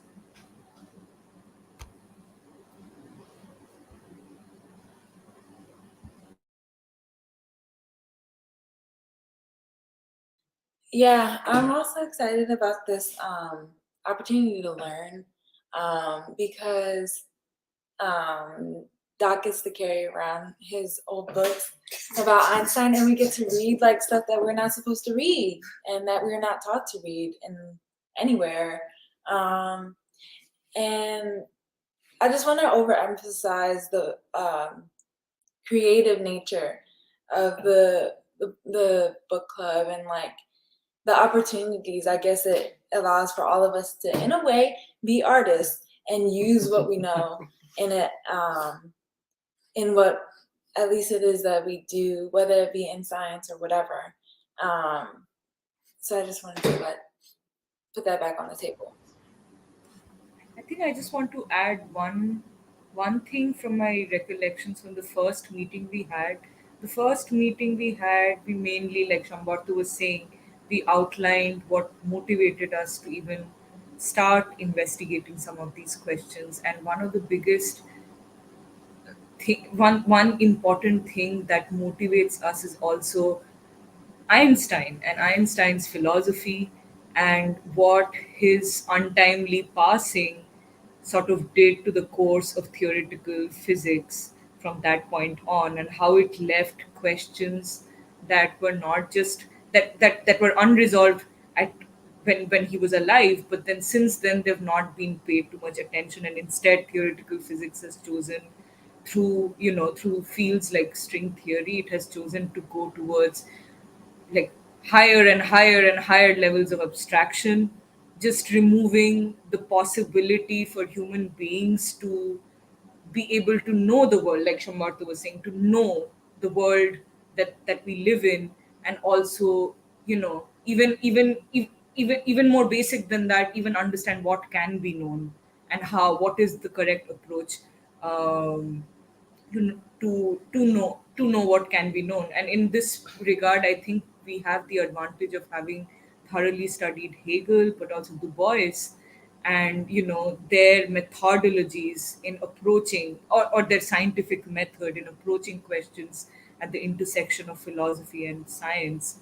And the one thing that I remember from the meeting that has left an impression on me and that I'm still thinking about is how science of this nature, string theory, completely abstract, many physical dimensions where our universe and our physical reality is only one of millions of probabilities of possible universes and so on. How what this does to, you know, human beings' ability to struggle for freedom. Like, what does it do to the consciousness of people who still have, you know, things like freedom and democracy and peace to build movements around? And I think what we spent a lot of time discussing in that first meeting was also how these are not just accidents that theoretical physics has taken these paths. It is intentionally, it has been sort of engineered that way in order to decapacitate people's abilities to fight, just their fighting chance. Because, you know, the state of the art right now is, okay, so string theory is so abstract, it involves all of this abstract and complicated mathematical tools and so on. But if you don't understand it, then it's just your problem, because you're not intelligent enough, and so you do not get to be part of this conversation anymore.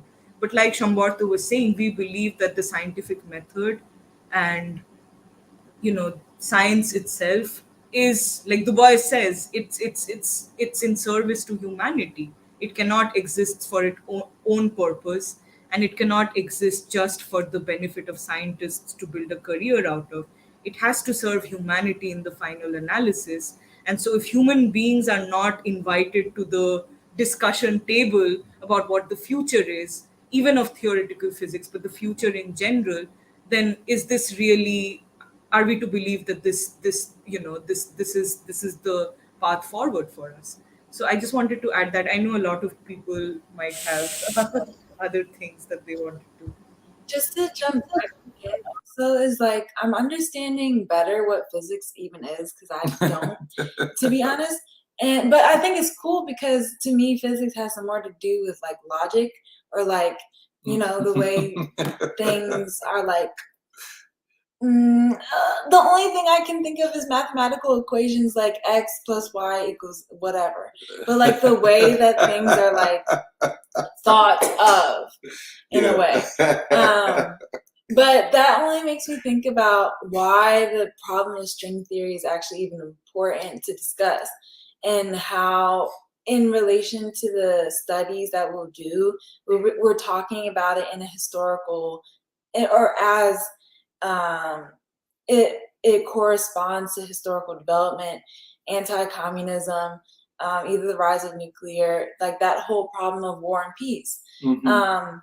And so the physics and the science of it will be interesting for me to learn. But I'm also concerned about how it affects the worldview. Right. And this is it. I'm sorry. Because like the way that yeah, I just want to say how it affects the worldview, because there again is the problem that people don't know really almost anything, and that we've been taught instead a certain logic to distract us from what is the truth about the universe, or like to uncover the universe in a way. But that's in the same vein of like, what can you create of this democracy that is America? What can you create really? Of, you know, and I say it like that because when I think of the emerging China, or emerging Russia, or even of Africa, what they can create of their civilization is all dependent on their science, art, philosophy. Like that's what it depends upon. So the physics, and almost to be at the fore of the question of this new America, is on the table when we were discussing this past book club session. And also why I thought it was interesting.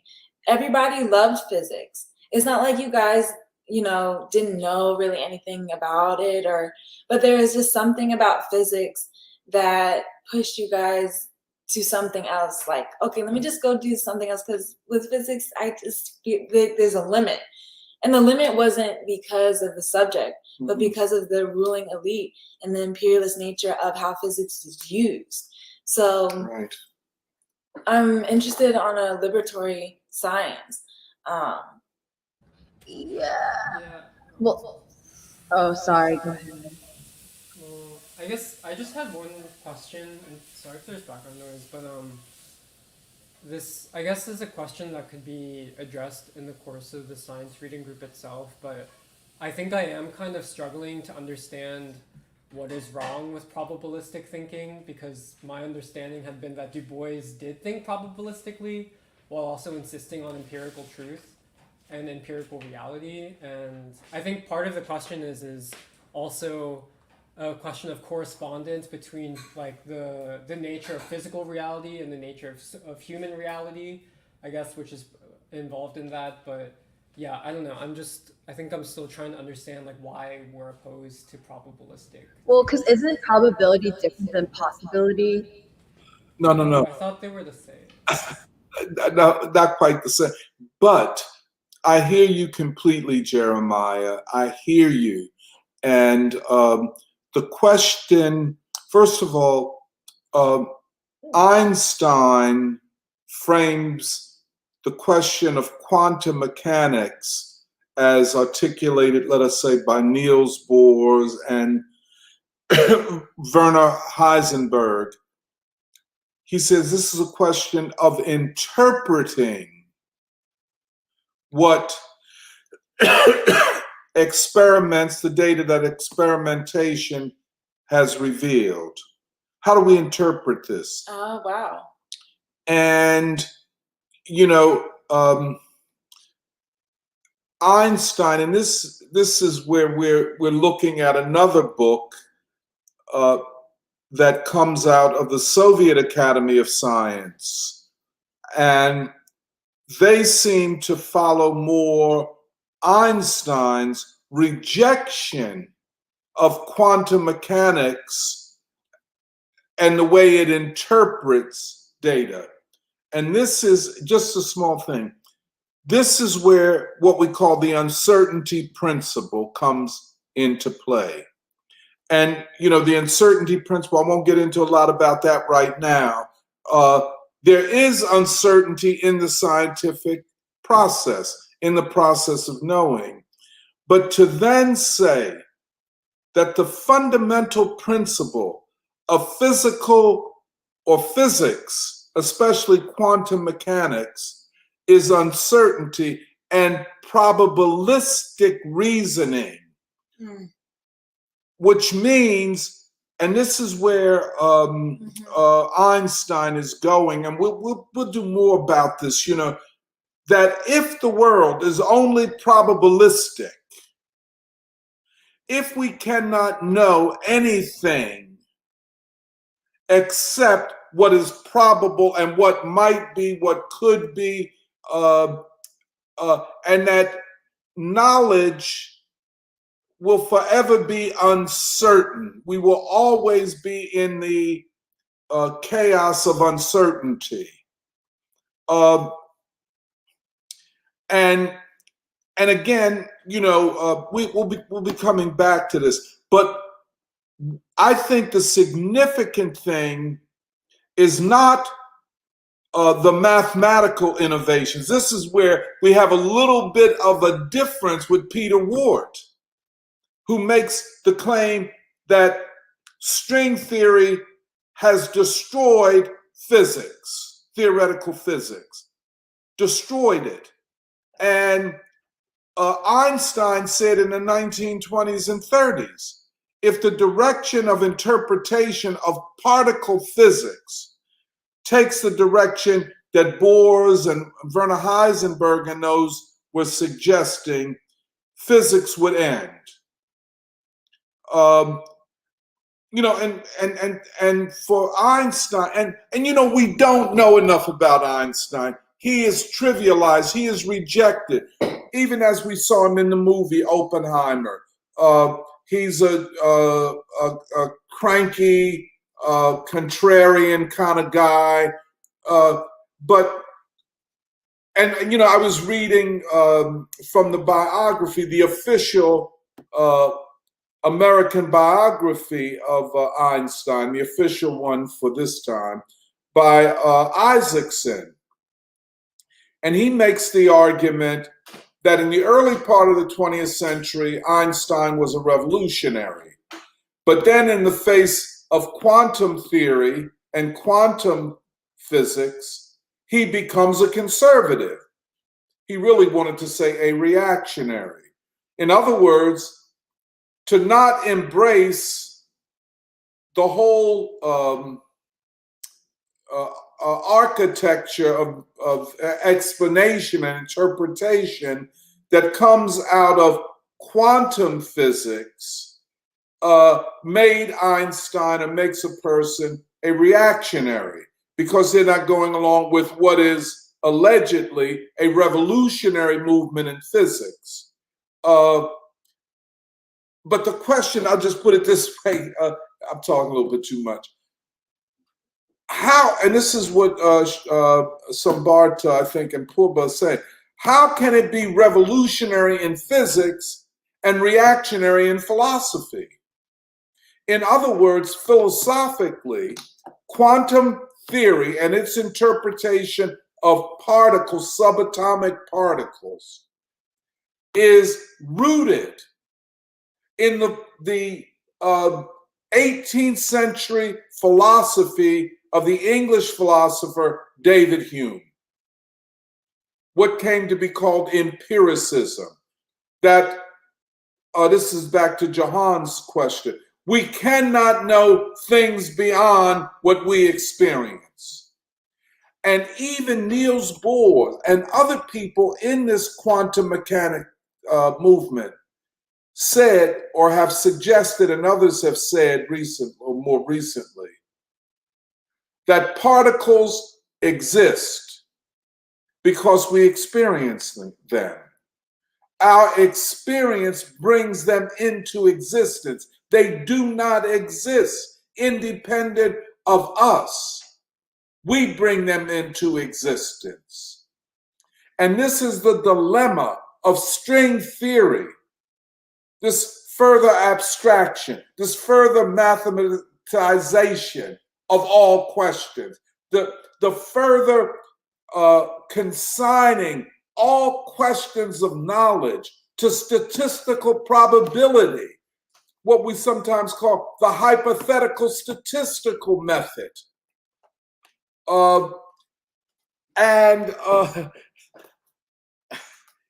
To make everything a problem of logic, of symbolic logic, is a dangerous road to go down.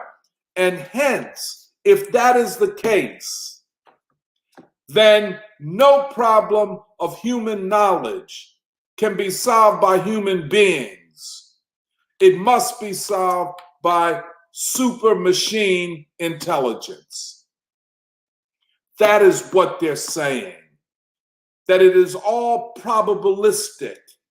And so the certainty comes from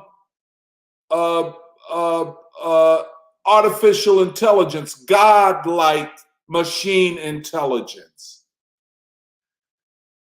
I know I'm not being clear enough, but there is a direct connection between we cannot know the world, or the world exists because we experience, which is kind of the same thing, and artificial intelligence, what they call, what is it, GPI, or what is the godlike intelligence? Generative. Yeah. Huh? ChatGPT. Yeah. No, not ChatGPT. That's artificial general intelligence. Yeah, artificial general intelligence. Sorry. This is a fucking slippery slope. And this is what in the reading group, we're trying to disentangle. And we find ourselves, we're starting with Peter Ward, who attacks string theory as not a real theory of anything, let alone a theory of everything like they were claiming. But we've been forced to look at the Soviet Academy of Science, and people like Boris Kuznetsov, his biography of Einstein. And by the way, in some ways, in the field of quantum mechanics, Oppenheimer was a dilettante. He had not, gotten into the great debates, like Einstein and Niels Bohr and Heisenberg and them were into this great, really philosophical debate. Wait, I also want to add something relating to Jeremiah's question, because this is also a question that came to my mind, especially when I was reading Einstein's critique of quantum theory, where he says that, this idea of a statistical reality where the best you can do is say the probability of something happening in real life, as opposed to actually knowing what can happen and the ability to know it. I was confused by that because it also reminded me of Du Bois's law and chance. But I think the crucial difference is where Du Bois is talking about sociology, which relates to how human beings interact with each other and the choices they make on the basis of a physical reality that's objectively true and exists. So it's about the deeds of men. And he says that these cannot just be governed by physical laws, like some blanket physical laws, but have that something incalculable that comes from, I guess it comes from humanness and this diversity in choice that is presented, and also the question of morality. But when we are talking about theoretical physics, their purview is literally to figure out the physical reality of the universe we live in, and the choice that quantum mechanics, or the interpretation of quantum mechanics that says that the limit of our knowledge is what we can observe. Einstein was opposed to that, saying that we can do better than say that this is a probable event. The complete quantum mechanics still has to be completed as a theory. When it is complete, it will have a way to tell you deterministically what is going to happen to physical reality in space and time. So I think that's how I'm like, I don't see what Du Bois says about law and chance to be in contradiction to this idea that the world of physical reality cannot be probabilistic, is what I would like to say. But again, I'm still trying to work this out. Yeah, I also wanted to add one small thing, to the same thing about probability, because I think there is a distinction, even when you're talking about science and natural science, there is a distinction between accuracy of prediction and this idea of determinism. And I think when we talk about the statistical interpretation of quantum mechanics, what the champions of quantum mechanics say is that it's not a deterministic theory, and that if you know all the laws that exist, you still can't say anything about What's going to happen? the future. And this brings into the question everything about it brings into question the nature of objective reality. While the other thing about the accuracy of prediction, that I think that's a separate question, because it's still a deterministic system that you're talking about.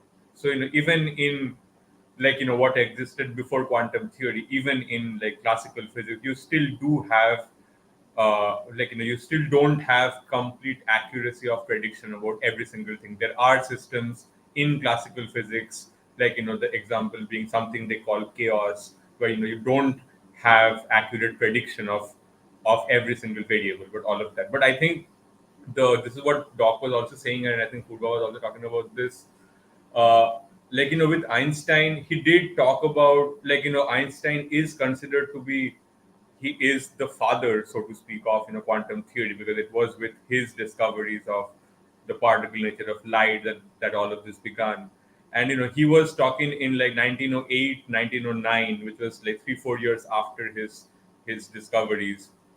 He was talking about the need for a new theory which can talk about these two, like the wave and particle nature of matter and light and so on. But he was talking for a need for a theory, uh, like in which deals with both of these aspects.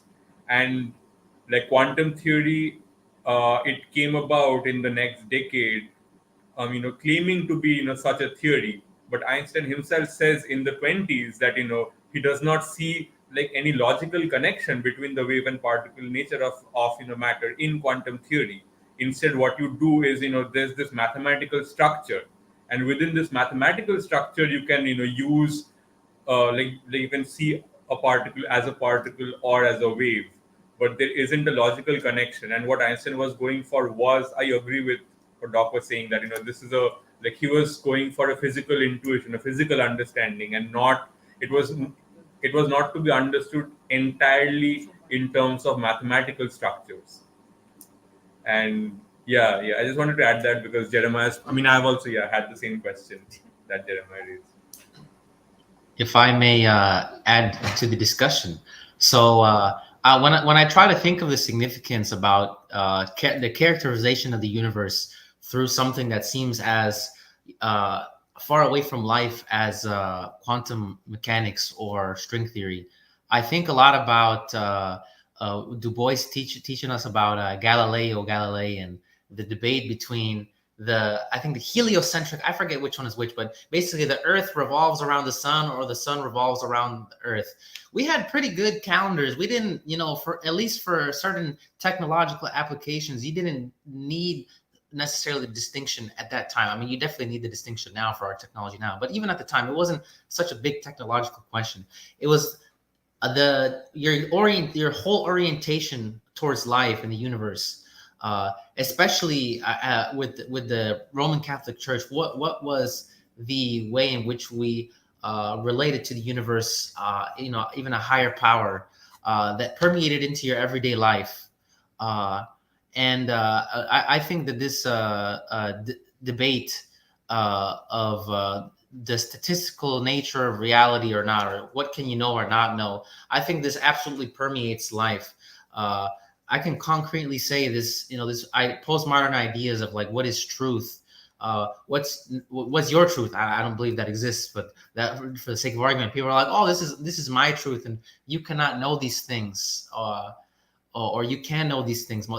They always defend themselves, so you can't know these things when they're talking something that is nonsense.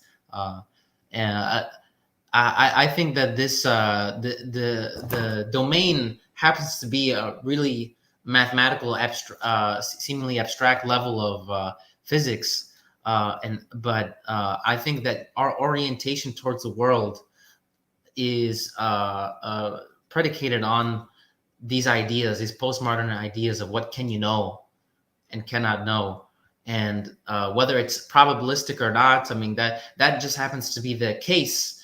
In the point of debate in quantum mechanics, let's say, or in string theory, there happens to be these unobservable dimensions in space that you can observe, that we have no way of, and don't intend to figure out how you can observe them.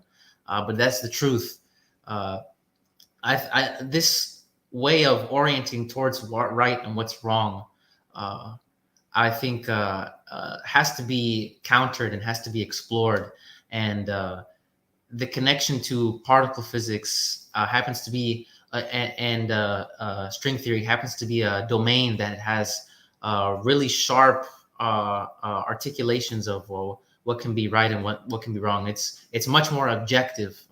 In the social sphere, obviously, I think there's objective truth too, but I think that we have to wage these battles on all fronts. And then in the scientific and the physical sphere, where you can have the most convincing, unarguable evidence, I think it's a very important battleground.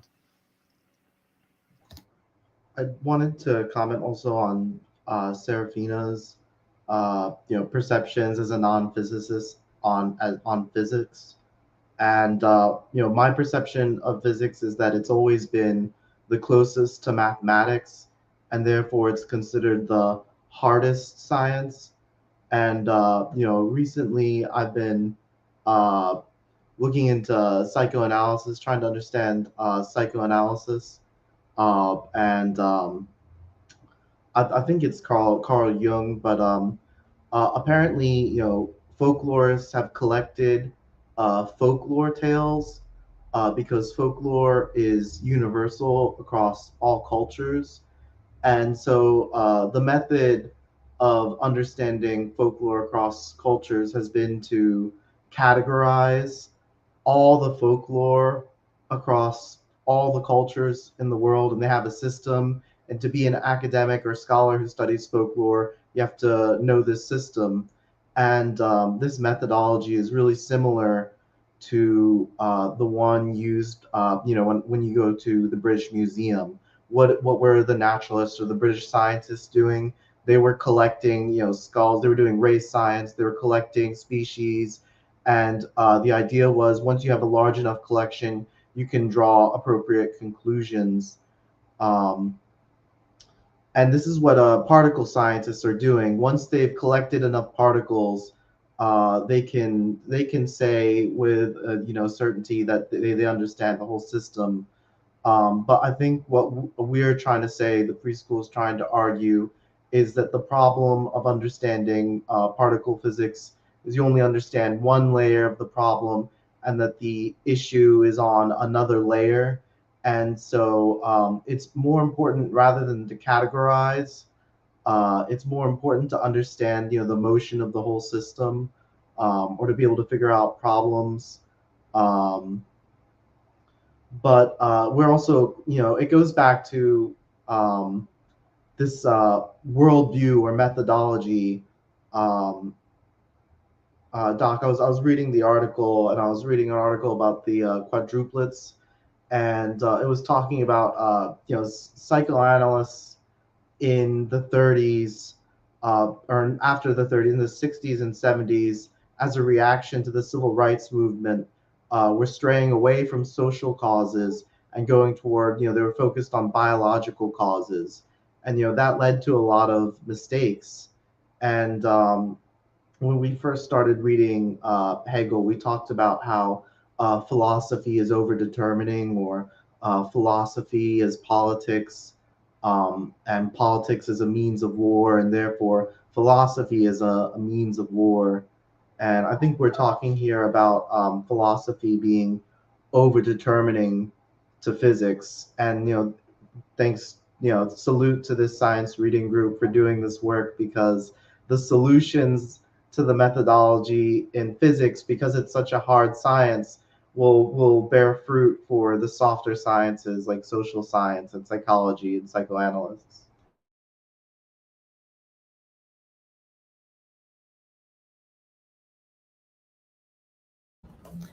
I don't know if you want to read the remaining comments, Nuri.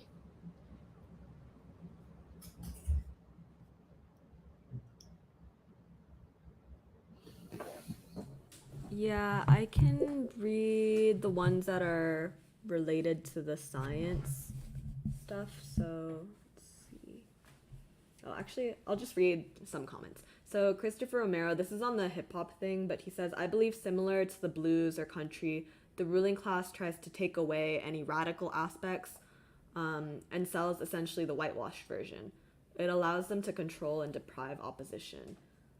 He says on the LGBTQ side, there's also a push for using drugs in clubs, cattiness, and being hostile in the dating sphere. The ruling class benefits over continuous infighting rather than organic movement. And so it's terrifying how these divisions are pushed in all these groups, from African Americans to LGBTQ. Jerome says there are quite a few rappers in the NOI. In the mosque in Dallas, the minister is a rap artist, and part of his community outreach seems to involve hip hop. Let's see. And then these are the science comments. Ryan Wagner says, I decided against grad school for these exact reasons, which is that science is fundamentally limited by the system, and revolutionary science is entirely suppressed. A system science approach that unifies concepts is needed, not the constant isolation of more and more abstract concepts. And Colin Clement says, one major criticism of AI today is that it's simply statistical. Noam Chomsky said it's perhaps the first time in science that making models which simply reproduce data is considered a success. Yeah. Actually, I feel like that's also an interesting tension too, which is that I feel like science too is actually like very conceptual, but it seems like part of the striving is sort of a reduction of science to basically like pure empiricism or just like statistics or yeah, like collecting data and then just like running models rather than starting from any sort of like concepts or actual theories that then can be proven or disproven. But yeah, those are all the comments. Okay. Well, what I was going to say earlier was that the more we talk about the science reading group, the more, I'm enticed to join. But, it's also, maybe I'll just get my updates from you guys at free school. Yeah, I also just like the framing of the purpose as understanding. I think you guys had said it earlier of the possibilities of knowing, like what are the and just this thing of, yeah, and also because I also like the connection of science, philosophy, and art, and because it just reminds me of also how in 10th anniversary we talked a lot about like how children and youth have a revolutionary consciousness, and I feel like that's related to like philosophic and science assumptions and anyways, whatever. And then I also was, when Serafina was talking, I was like, yeah, don't you feel like physics, like more than logic, physics is kind of like almost like an examination of like relationships or something, or dialectics? And Kathy was like, that was a point of contention in the last science reading group. And I wasn't even there. I just heard about it afterwards. Yeah. So, but anyways, I'm really happy that we were able to do a report back from the science reading group. And I think unless there's something else anyone wants to say, I think we can end here for now. It was clearly a really thorough discussion because we ended at 12:30. 2:30, sorry, 2:30. But thanks to everyone. I know. What is time and space? What are categories? But it's always good to be together. Thank you for the comments as usual. And we will be doing free school from Chicago next week. So we will see you there. All right. Bye, everyone.